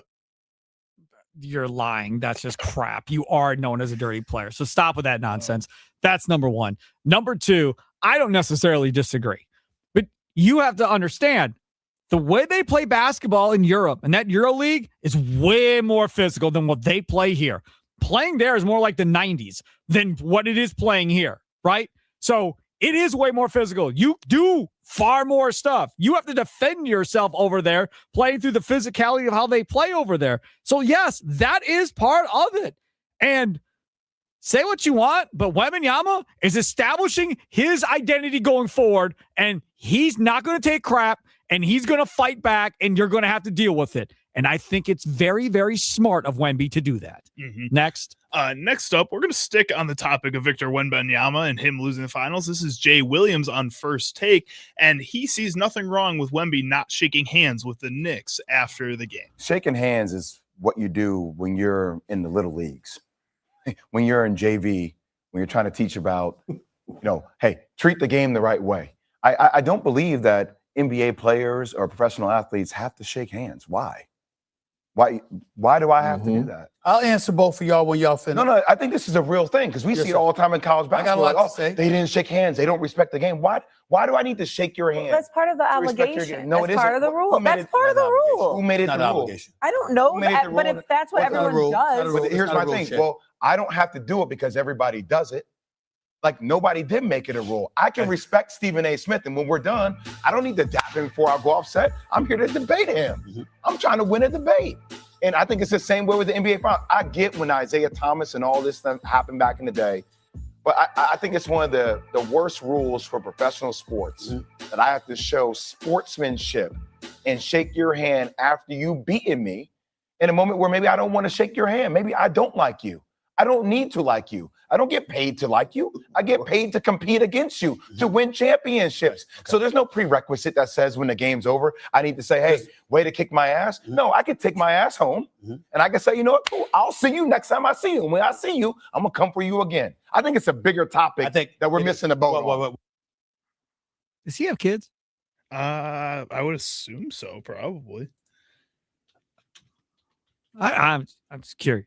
Yes, he has 2 kids. I don't, a son and a daughter. I don't get as a parent how you say that. I don't get it. Now again, if you're 23, 24 years old, you have no kids and you're pouting because you lost and you don't want to deal with it, that I completely understand. Like, I get that mindset and how crazy mad you can get and everything else, because you don't have the big picture of a family and kids and everything else outside of that venue when you lose, right?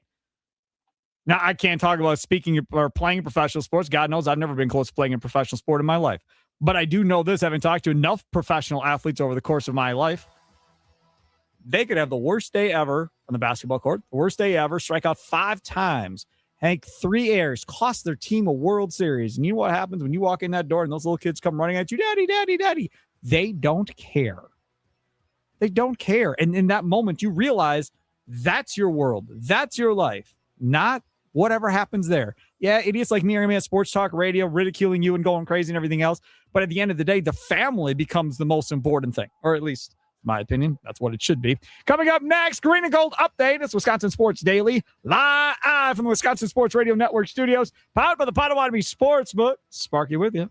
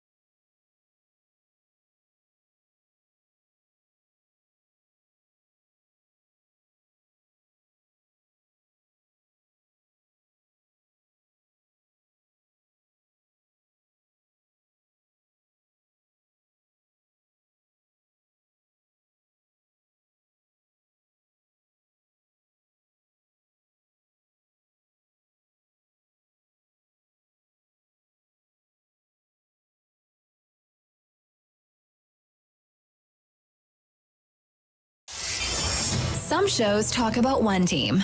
Other shows barely talk sports. This show will talk Packers, Brewers, and Bucks. Every day. It's Wisconsin Sports Daily with Steve Sparky Pfeiffer on the Wisconsin Sports Radio Network.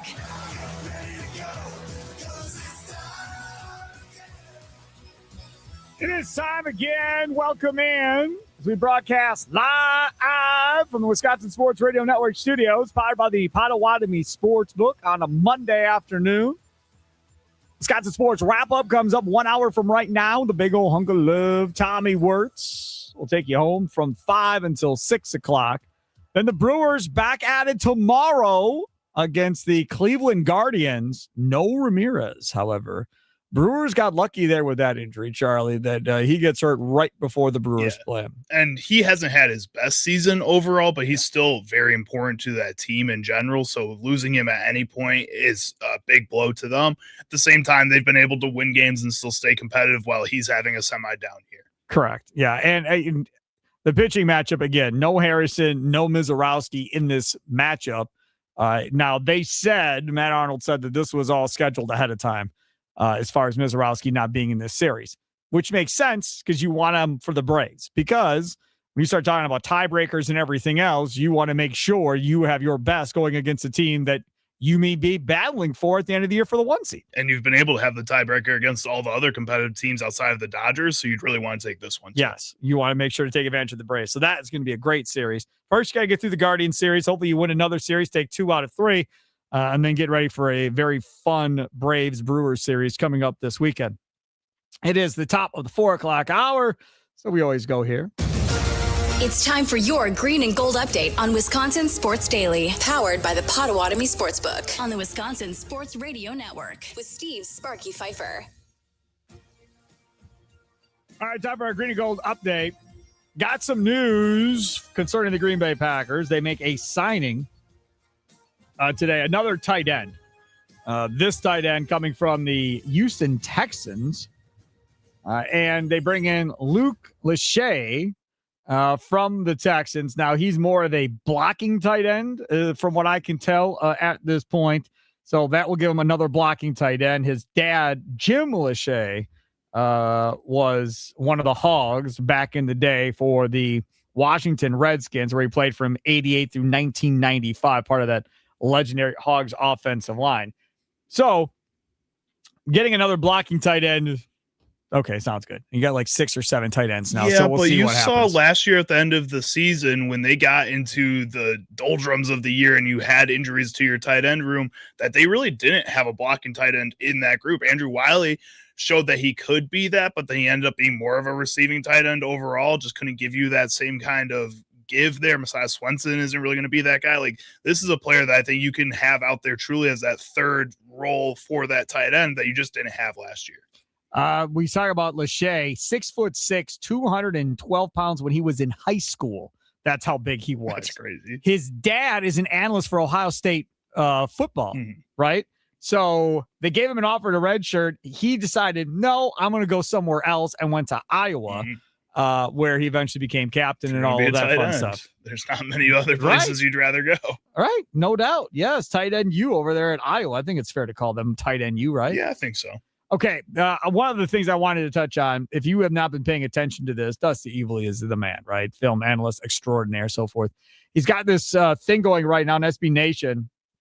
It's actually on Yahoo, where he does this call sheet. And this is the 8th article in the series where they kind of look at third and short. And again, third and short, meaning 3 or fewer yards for a first down.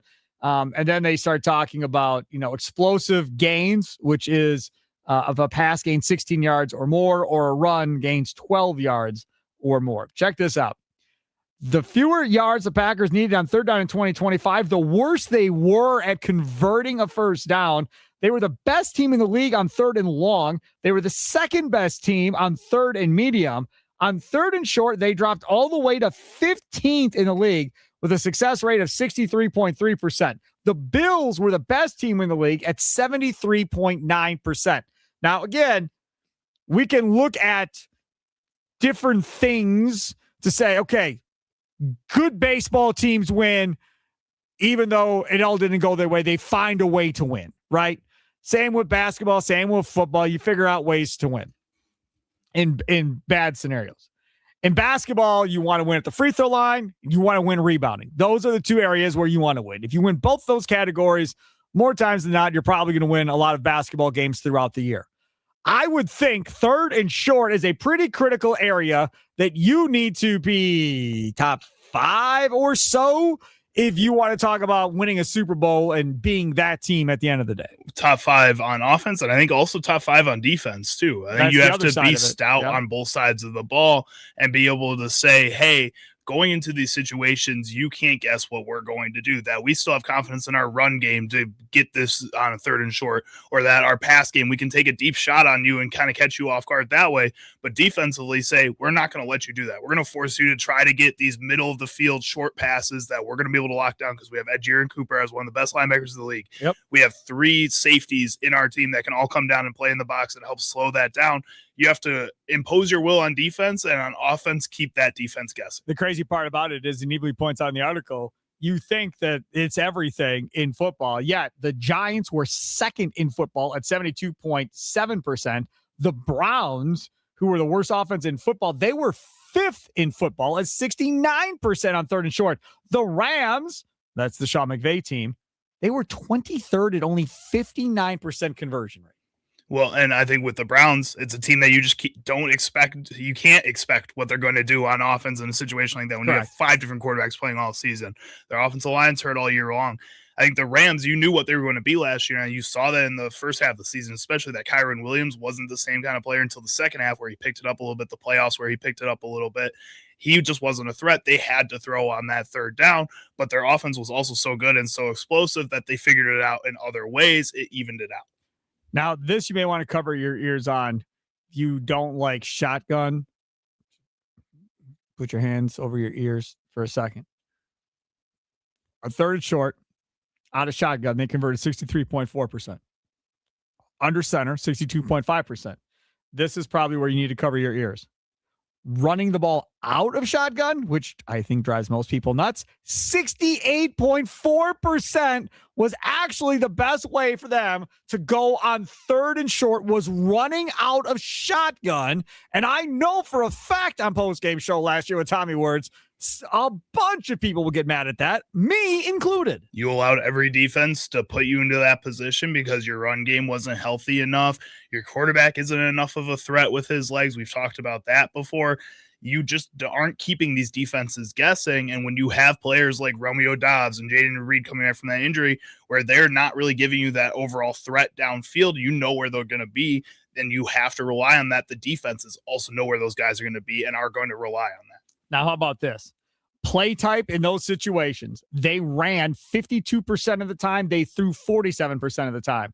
Success rate, 64% of the time, almost 65 running the football, 61% passing the ball. But explosive plays, almost 26% of those plays were explosive plays on third and short, out of throwing the football at 8.6 yards per average. Running the ball only 8.8%, good for only 4 yards per average. So what do you take away from that? Do you take away from that on 3rd and 3? We just throw it, screw running it? Well, I wouldn't say it's just throwing. We talked about 20% of those plays at least are those explosive type of plays downfield. That's not just from throwing it in the middle of the field. That's from catching the defense off guard, maybe running a play action when they're expecting that run up the middle because it's 3rd and 2, 3rd and 3. Like an you're inside talking zone about. Run. Exactly. And then you can turn around and Christian Watson is one-on-one with their second cornerback and he's beating him 5 yards over the top. That's what you saw. You saw Tucker Kraft be able to turn a 2-yard screen pass into 50 yards, be able to make that work.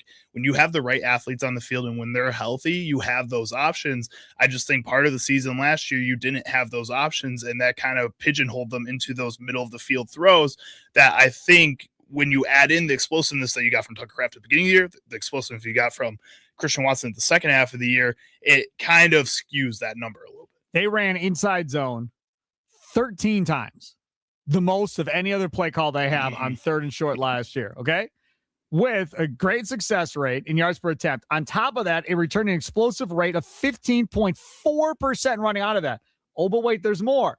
Dusty Evely points out the Packers ran inside zone out of shotgun 4 times in 3rd and short and 25. The result, they averaged 10 yards per attempt, 100% success rate, and 25% explosive rate. Who the hell is running inside zone out of shotgun on 3rd and short? Again, you're catching them off Green guard. Bay Packers. You're catching them off guard. You're catching the defense off guard when you have to do that. That's not what you can rely on moving forward here. Dude, it is absolutely insane to me that they do that. Now, again, that inside zone run, 76.9% success rate. The play action boot, 66.7% success rate. Running line out of that pass, 75% success rate. And the RPO inside zone, stock and go, 100% success rate. And they only did that, I think, once. I can't find how many times they did it. 41-yard average. I'm assuming it happened one time. That is what they average there.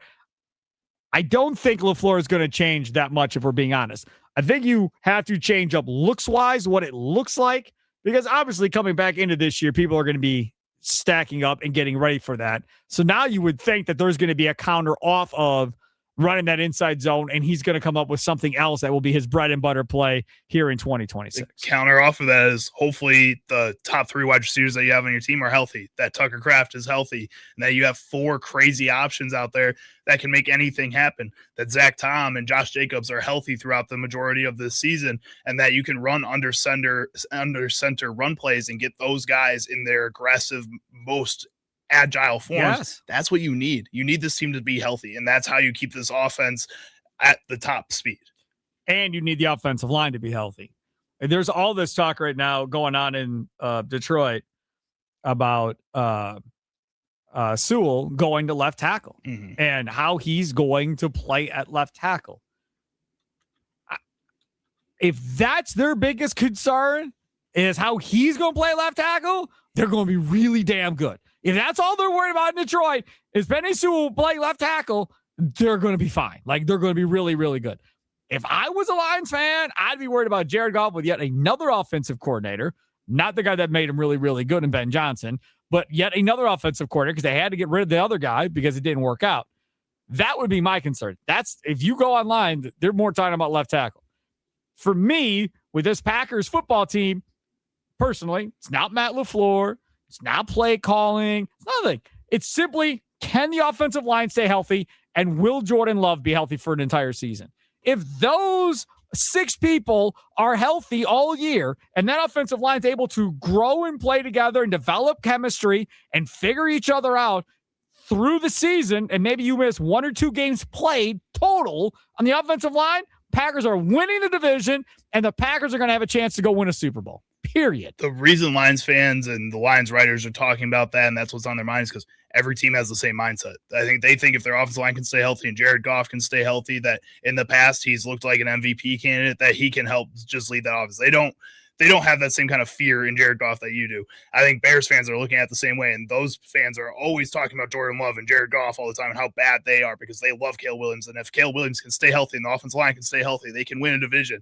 And at the Vikings, that Kevin O'Connell can coach anybody up, and that Kyler Murray, if he can stay healthy and that offensive line can stay healthy, that we're going to be a championship team. Every team thinks the same way in the NFC North right now. From what I read, Kyler Murray did not do himself any favors in the first minicamp. It's minicamp, like we talk about all the time. I'm just saying. I'm not counting him out yet. If J.J. McCarthy wins that job over Kyler Murray, and then he sucks too. Oh my goodness! If J.J. McCarthy pulls the upset and wins that deal. Coming up next, Nick Cattles, Locked On Podcast Network. He covers a lot of the Patriots stuff with Locked On Patriots and so forth, but he's there in Boston, all over the Boston Celtics scene. So we'll talk about that coming up next. It's Wisconsin Sports Daily, live from the Wisconsin Sports Radio Network studios, powered by the Potawatomi Sportsbook. Giannis to the Celtics? We'll see.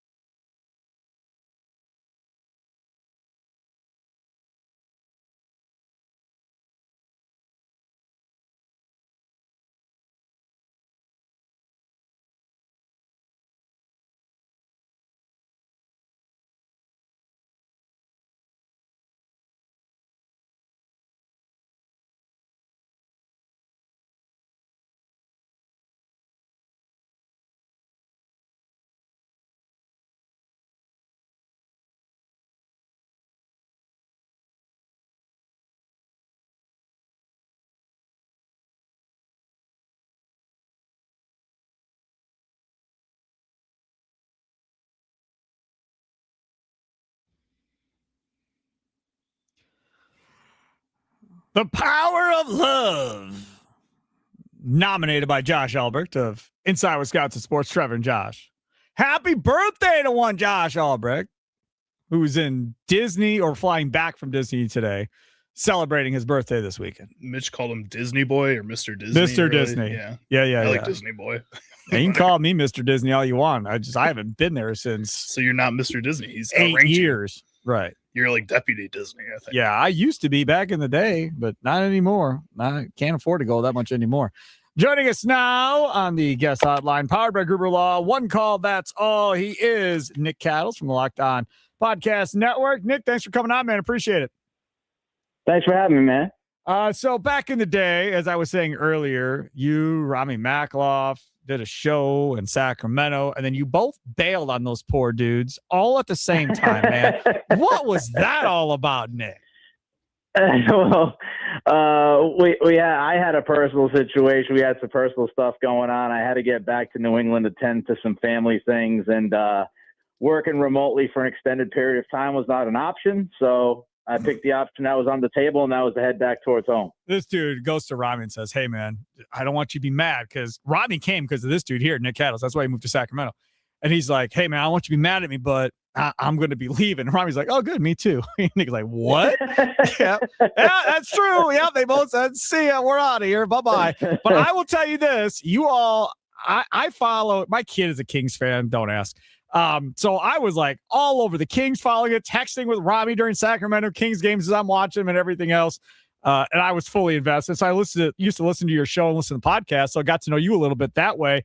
And then I knew you moved back here. And obviously I follow you on X, and I've been seeing you tweeting about the Celtics, about Jaylen Brown, about Giannis and this whole situation. And it's interesting because you're in a situation kind of like Bucks fans where potentially you're seeing a star player who grew up on your team potentially now get traded away. Yeah, it's the rough part, right? I mean, this is where you got to detach, fandom from doing what I do for a living and looking at this team and under the umbrella of, hey, big picture, what's the best possible approach to this offseason? And when the season ended after Game 7 against Philly, I felt this same way, Sparky, when the Celtics lost going back a few years ago, right before they decided they lost to the Miami Heat. And it was after they had gotten to the finals the year before, Ime Udoka. And I just felt like that team had hit its ceiling and did all that it could do. And I remember tweeting out, I would expect significant changes. And I think there are going to be significant changes. And within a few months, Marcus Smart was dealt for Kristaps Porzingis, Malcolm Brogdon. Some other people were traded for Drew Holiday from Portland. And, obviously significant changes. So, once Game 7 happened, it just felt like, okay, as great as Brown and Tatum have been together, it feels like they've probably gotten almost all out of that they could get. And maybe a little bit of a style of change of play and, maybe getting Tatum off the ball a little bit more and finding a lead guard and finding someone else who can get to the rim. And that's been, one of the things that have held them back, I think, recently since the championship that they won was their inability to consistently attack the rim, impact the rim, which is what Brad Stevens talked about after they lost to Philly. So whose idea was it to shoot 63s a game? Was it Mazzulla's idea? Was it Stevens' idea? Because this did come out of thin air. I mean, this was kind of a planned attack of how Boston has played the last couple of years. Yeah, that's one of the fascinating parts of how this was handled right after the postseason. If you go back and you read what Joe Mazzulla had to say, and most of his post-game interviews, Mazzulla's, what he saw in that series against Philly was, we got a number of good looks. We just didn't make our good looks. And then Brad Stevens goes out there and his post-game press conference, his post-game and postseason press conference was completely different than Mazzulla's. And he talked about right off the bat, unsolicited, generally speaking, as he said, the biggest issue that he saw was that the Celtics did not get very good first looks. Their first shot attempt was not great. And early against the 76ers in that series, they lived off offensive rebounding, second chance points, transition points, And when you looked at their half-court offense, Stevens did not feel like it was as good as he had hoped it would be. So it certainly felt like in that moment that Mazzulla and Stevens saw that series differently. And so it begs the question of, well, was Mazzulla, Mazzulla ball, as it's called in Boston, is, take threes, right? But I think there's a lot of misunderstanding as far as what that is. And I've always said this, Sparky, it's not about the amount of threes, it's the type of threes. If the Celtics take 50, 55 threes in a game, as long as they're touching the paint and they're kicking it out, as long as they're making multiple passes to get that open three, it's more about creating than taking. If they're creating threes, they're a much better basketball team. Where they fall into it is pull-up threes, contested threes at times, and not moving the ball and not touching the paint. I think that's probably what Stevens would say, is we did not create the looks, which again is the idea of we need somebody who can get downhill, impact the rim consistently, and find, if not finish at the rim or cause a foul, find a friend in the corner or at the three-point line because you suck the defense in. Talk with Nick Cattles about the Boston Celtics and the rumors going around about Jaylen Brown potentially going somewhere in a three-way deal. Giannis then going to Boston. He joins us here on Wisconsin Sports Daily. Steve Sparky Pfeiffer with you. So let's talk about, okay, you're clearly going to change the dynamic then. If Giannis goes to Boston and Jaylen Brown exits, what then does it mean for the rest of that roster as far as who now fits and who now doesn't fit if Giannis shows up? Yeah, I think it's really interesting because the guy that it's going to impact the most is Tatum, right? Like Tatum has a rather high number of usage when you look at it. Giannis obviously is a high usage player. Both guys like the basketball in their hands. I do think Tatum is more likely to play off ball than Giannis because Tatum is obviously the better shooter than Giannis. But Tatum's also played with a guy in Jalen who has a pretty high usage number, who likes the basketball in his hands. But there is going to be, a difference between Brown and Giannis, where I think Brown would play more off ball than Giannis. So that starts the dynamic right there. I think it's Tatum and Giannis getting together, if that deal was to happen, learn about each other's games and work on, hey, what makes us best? Now, as far as the other guys, I think the other guys would be fine. I mean, I think Derek White is better off the ball. I think Peyton Pritchard's fine off the ball. He can be on the ball. He'd be coming off the bench anyway as a sixth man still. I still think they've got to upgrade from Sam Hauser, so I don't know what they're going to do at that spot. But you look at the other guys, I'm sure they want, they want somebody to stretch the floor because Steven said at the 5, right?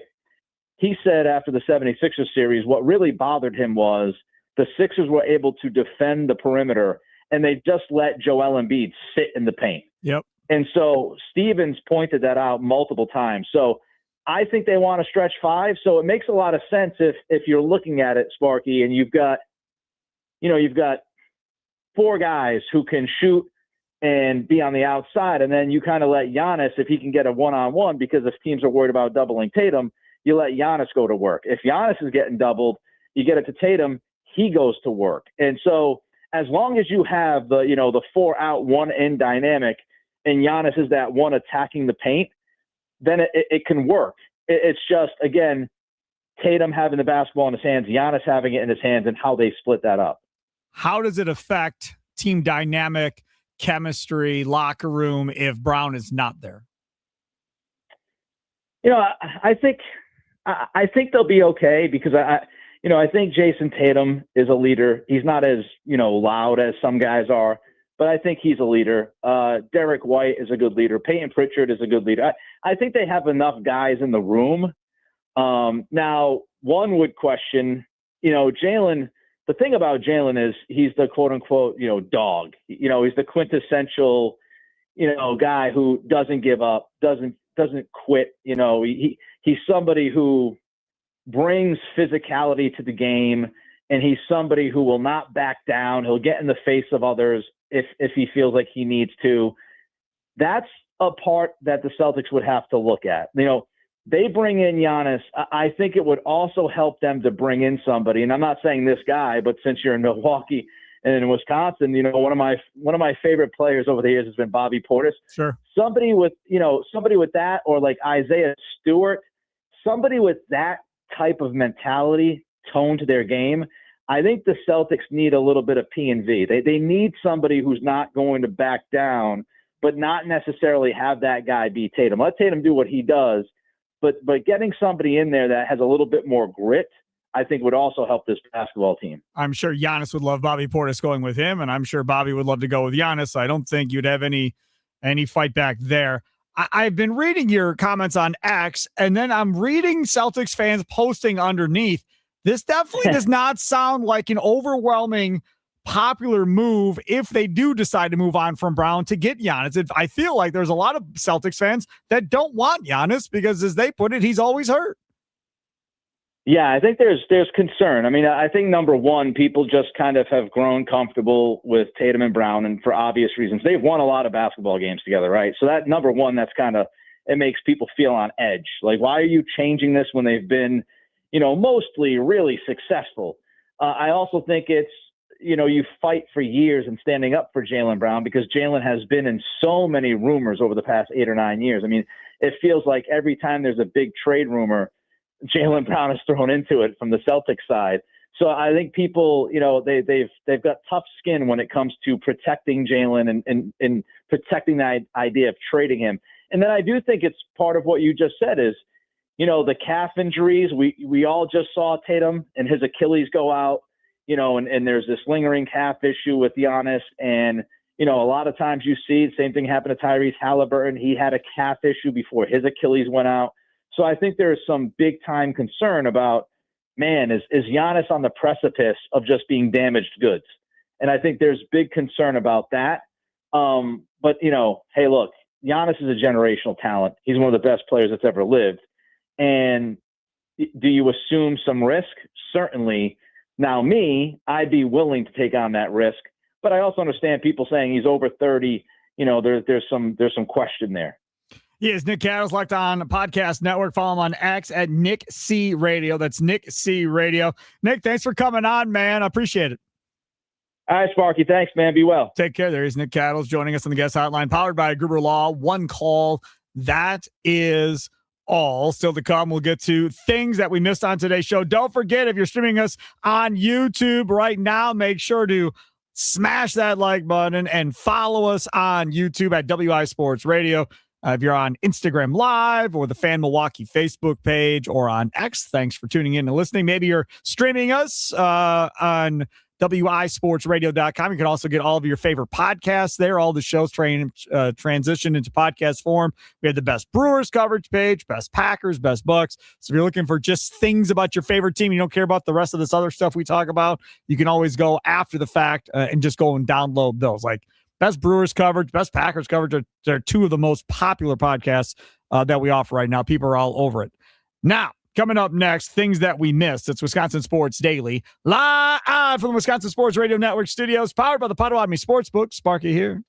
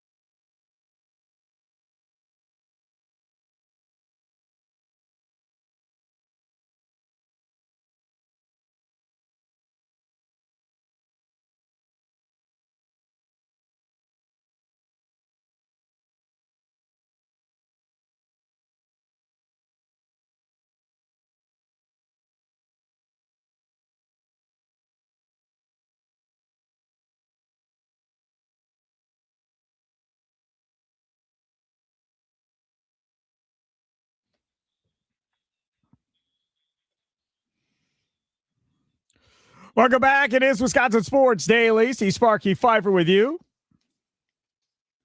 Let's talk about our fine folks over there at the Potawatomi Sportsbook. That kitchen is amazing. All-day brunch, steak and eggs, steak and bagel sandwich, pancakes, and more. It's got all things chicken, like the wings and tenders. Build your own burger. Wisconsin-style appetizers, all kinds of different cheese options or pretzel. Desserts highlighted by the MVP Turtle Sundae. Homemade pastries and desserts each and every day at the Potawatomi Casino Hotel in Milwaukee. Tons of cold beverages to go with your all-star meal. Over 40 beers on tap. Dozen or so different specialty cocktails. Don't forget you have your shuttles to and from Brewers home games. Park for free in their parking garage. Then you go to the side of the Potawatomi Sportsbook. You get $5 purchase or wager. Tell them after you do so that you would like a bracelet to ride on the shuttle, and you are ready to roll. Again, if you're going to a game, why wouldn't you just bet on your team to win? That's what I do for $5, but y'all do what you want. So take advantage of that. You can also reserve seats ahead of time if you want to go on a certain day to go watch whatever it may be, whether it be soccer, whether it be baseball going on right now. UFC had their big fight night last night. I'm sure they were packed at the Potawatomi Sportsbook after, one or two rain delays that pushed kind of everything back last night. So, again, great place to be. 2 different levels, 2,000 square foot screen, up to 30 sporting events at one time. Get more information on that. All you have to do is go to potawatomi.com. Would you pay attention at all to that whole UFC fight night thing last night? I did not. I'm not a big UFC fight guy in general. Either. And then I also heard that it wasn't a very good card kind of overall. Like I know Justin Gaethje, and that's the only guy I even remotely know outside of that. Didn't really know it much outside. So this is the thing for me is when we start talking about what's going on now, right? You have the NBA draft coming up next Tuesday night, and that's awesome. And we will have the Pro Hoops draft show next Tuesday night as well, with Brandon Snide and Brian Butch will be hosting that show. So again, Pro Hoops draft show next Tuesday night, 6:00, with Brian Butch, former Badger and NBA center, and Brandon Snide hosting that show. Charlie Usen will be here as well. He'll be on the other side of the glass producing, making it all sound all nice and pretty and fun and all that. Do what I can. You are Mr. Draft. I mean, you do all the drafts. It's fun doing the draft shows. Right. I have a good time with it. You get a lot of anticipation reactions. It's but think about this. If the Bucks trade Giannis, they could have 3 first-round picks. They could. You've never done a draft show with our team having 3 first-round picks. I have not. You want to talk about being busy? You'll be busy. Or maybe they trade number 10 for Sar to go alongside Giannis. That could be pretty interesting, too, and see what that turns into. Sar. No, I don't want Sar. No, Star. Sar. I thought you meant from Washington. I'm like, no. Sar. No. Yeah, maybe. I mean, maybe they could trade 10. Boy, with that, I'm telling you right now, if he flips the script and trades for Kawhi, or flips the script and trades for somebody else. Because right now, AD, if you want to talk about the Wizards, could be available. I mean, right now, the player that everybody assumes it's going to be is John Morant if they make a move.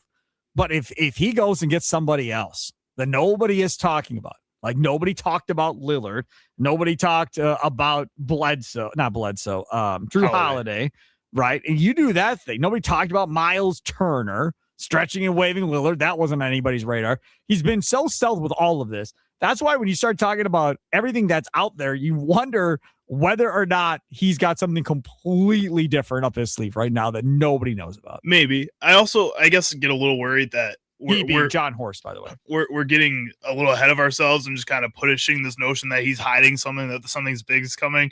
I get a little worried that there's not anything. What happens he's to the kind of draft floundering a little bit. What happens to the draft comes and goes and he doesn't do anything?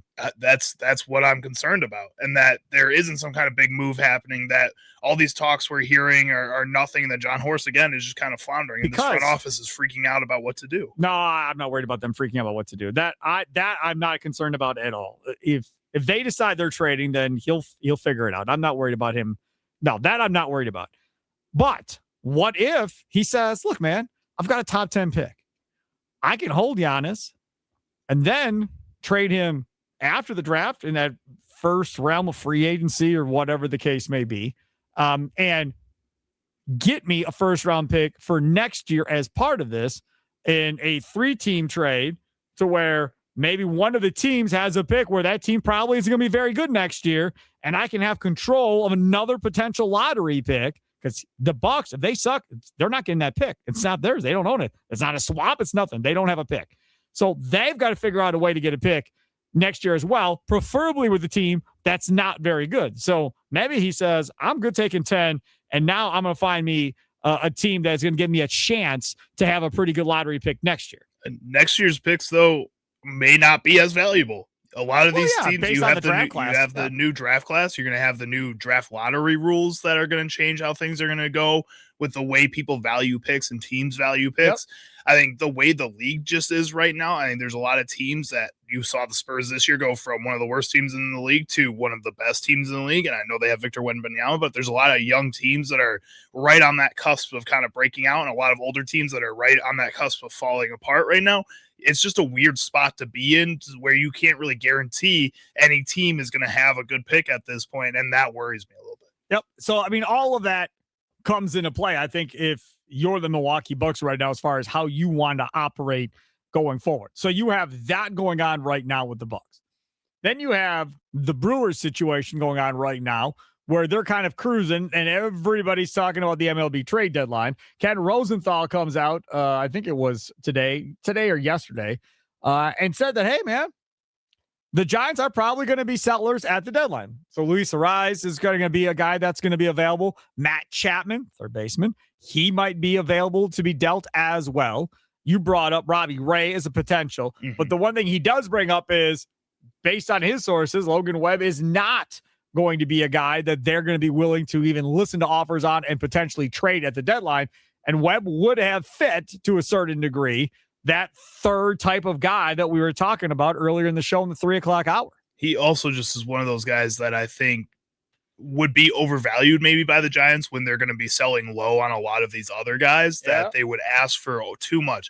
I think them saying, or Ken Rosenthal saying, that there's zero plans to trade him could be a ploy to get more value out of him if they do plan on trading him moving forward here. I mean, the Browns just did that with Myles Garrett in the NFL. On that side of things, I wouldn't be surprised if this team were to do that if they got the right type of package. I think the Brewers have all the pieces for the right type of package to make this trade happen, even if the reports are that they're not going to do it. But see, that's the thing, right? I mean, they can get anybody they want right now at the trade deadline. If they decide to go that way, they can do whatever they like. Now the question just is, how far are they willing to go? And will this be the moment that we always talk about when we talk about Matt Arnold? David Stern's moment with the Yelich deal and signing Lorenzo Cain the same day. The moment for Melvin was Sabathia and Greinke. I guess you could say both, but Sabathia was the main one.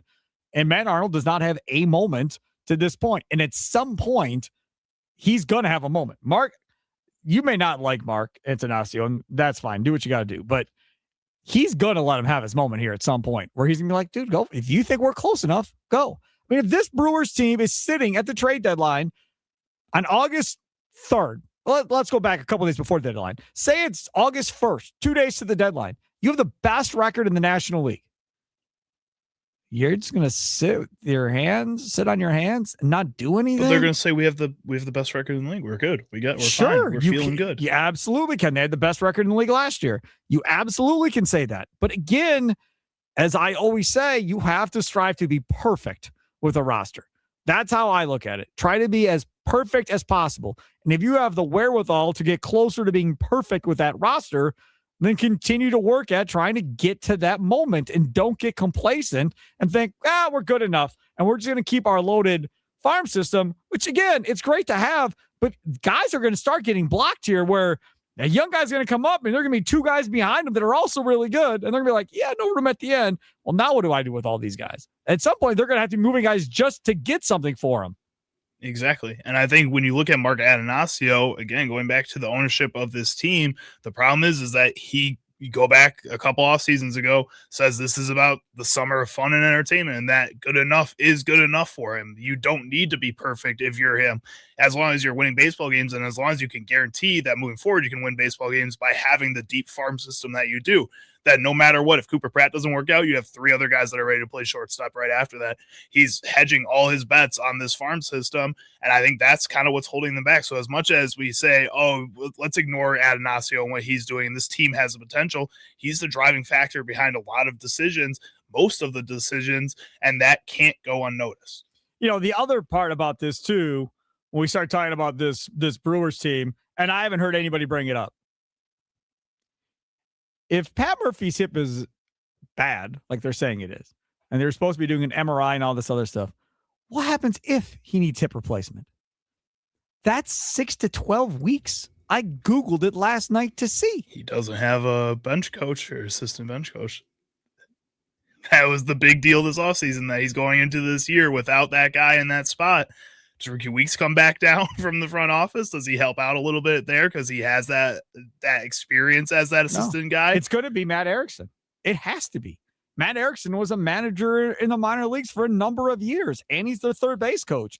So I would think Matt Erickson becomes that guy, and maybe Matt Erickson finds somebody else to maybe be the third base coach. Maybe you bring up a coach from the minors or whatever the case may be. I think that makes the most sense, that it'd be Matt Erickson. But guys, depending on when this happens, if you're saying, okay, well, we're going to do something in the All-Star break, 6 weeks is September. That's 6 weeks. That's the light side.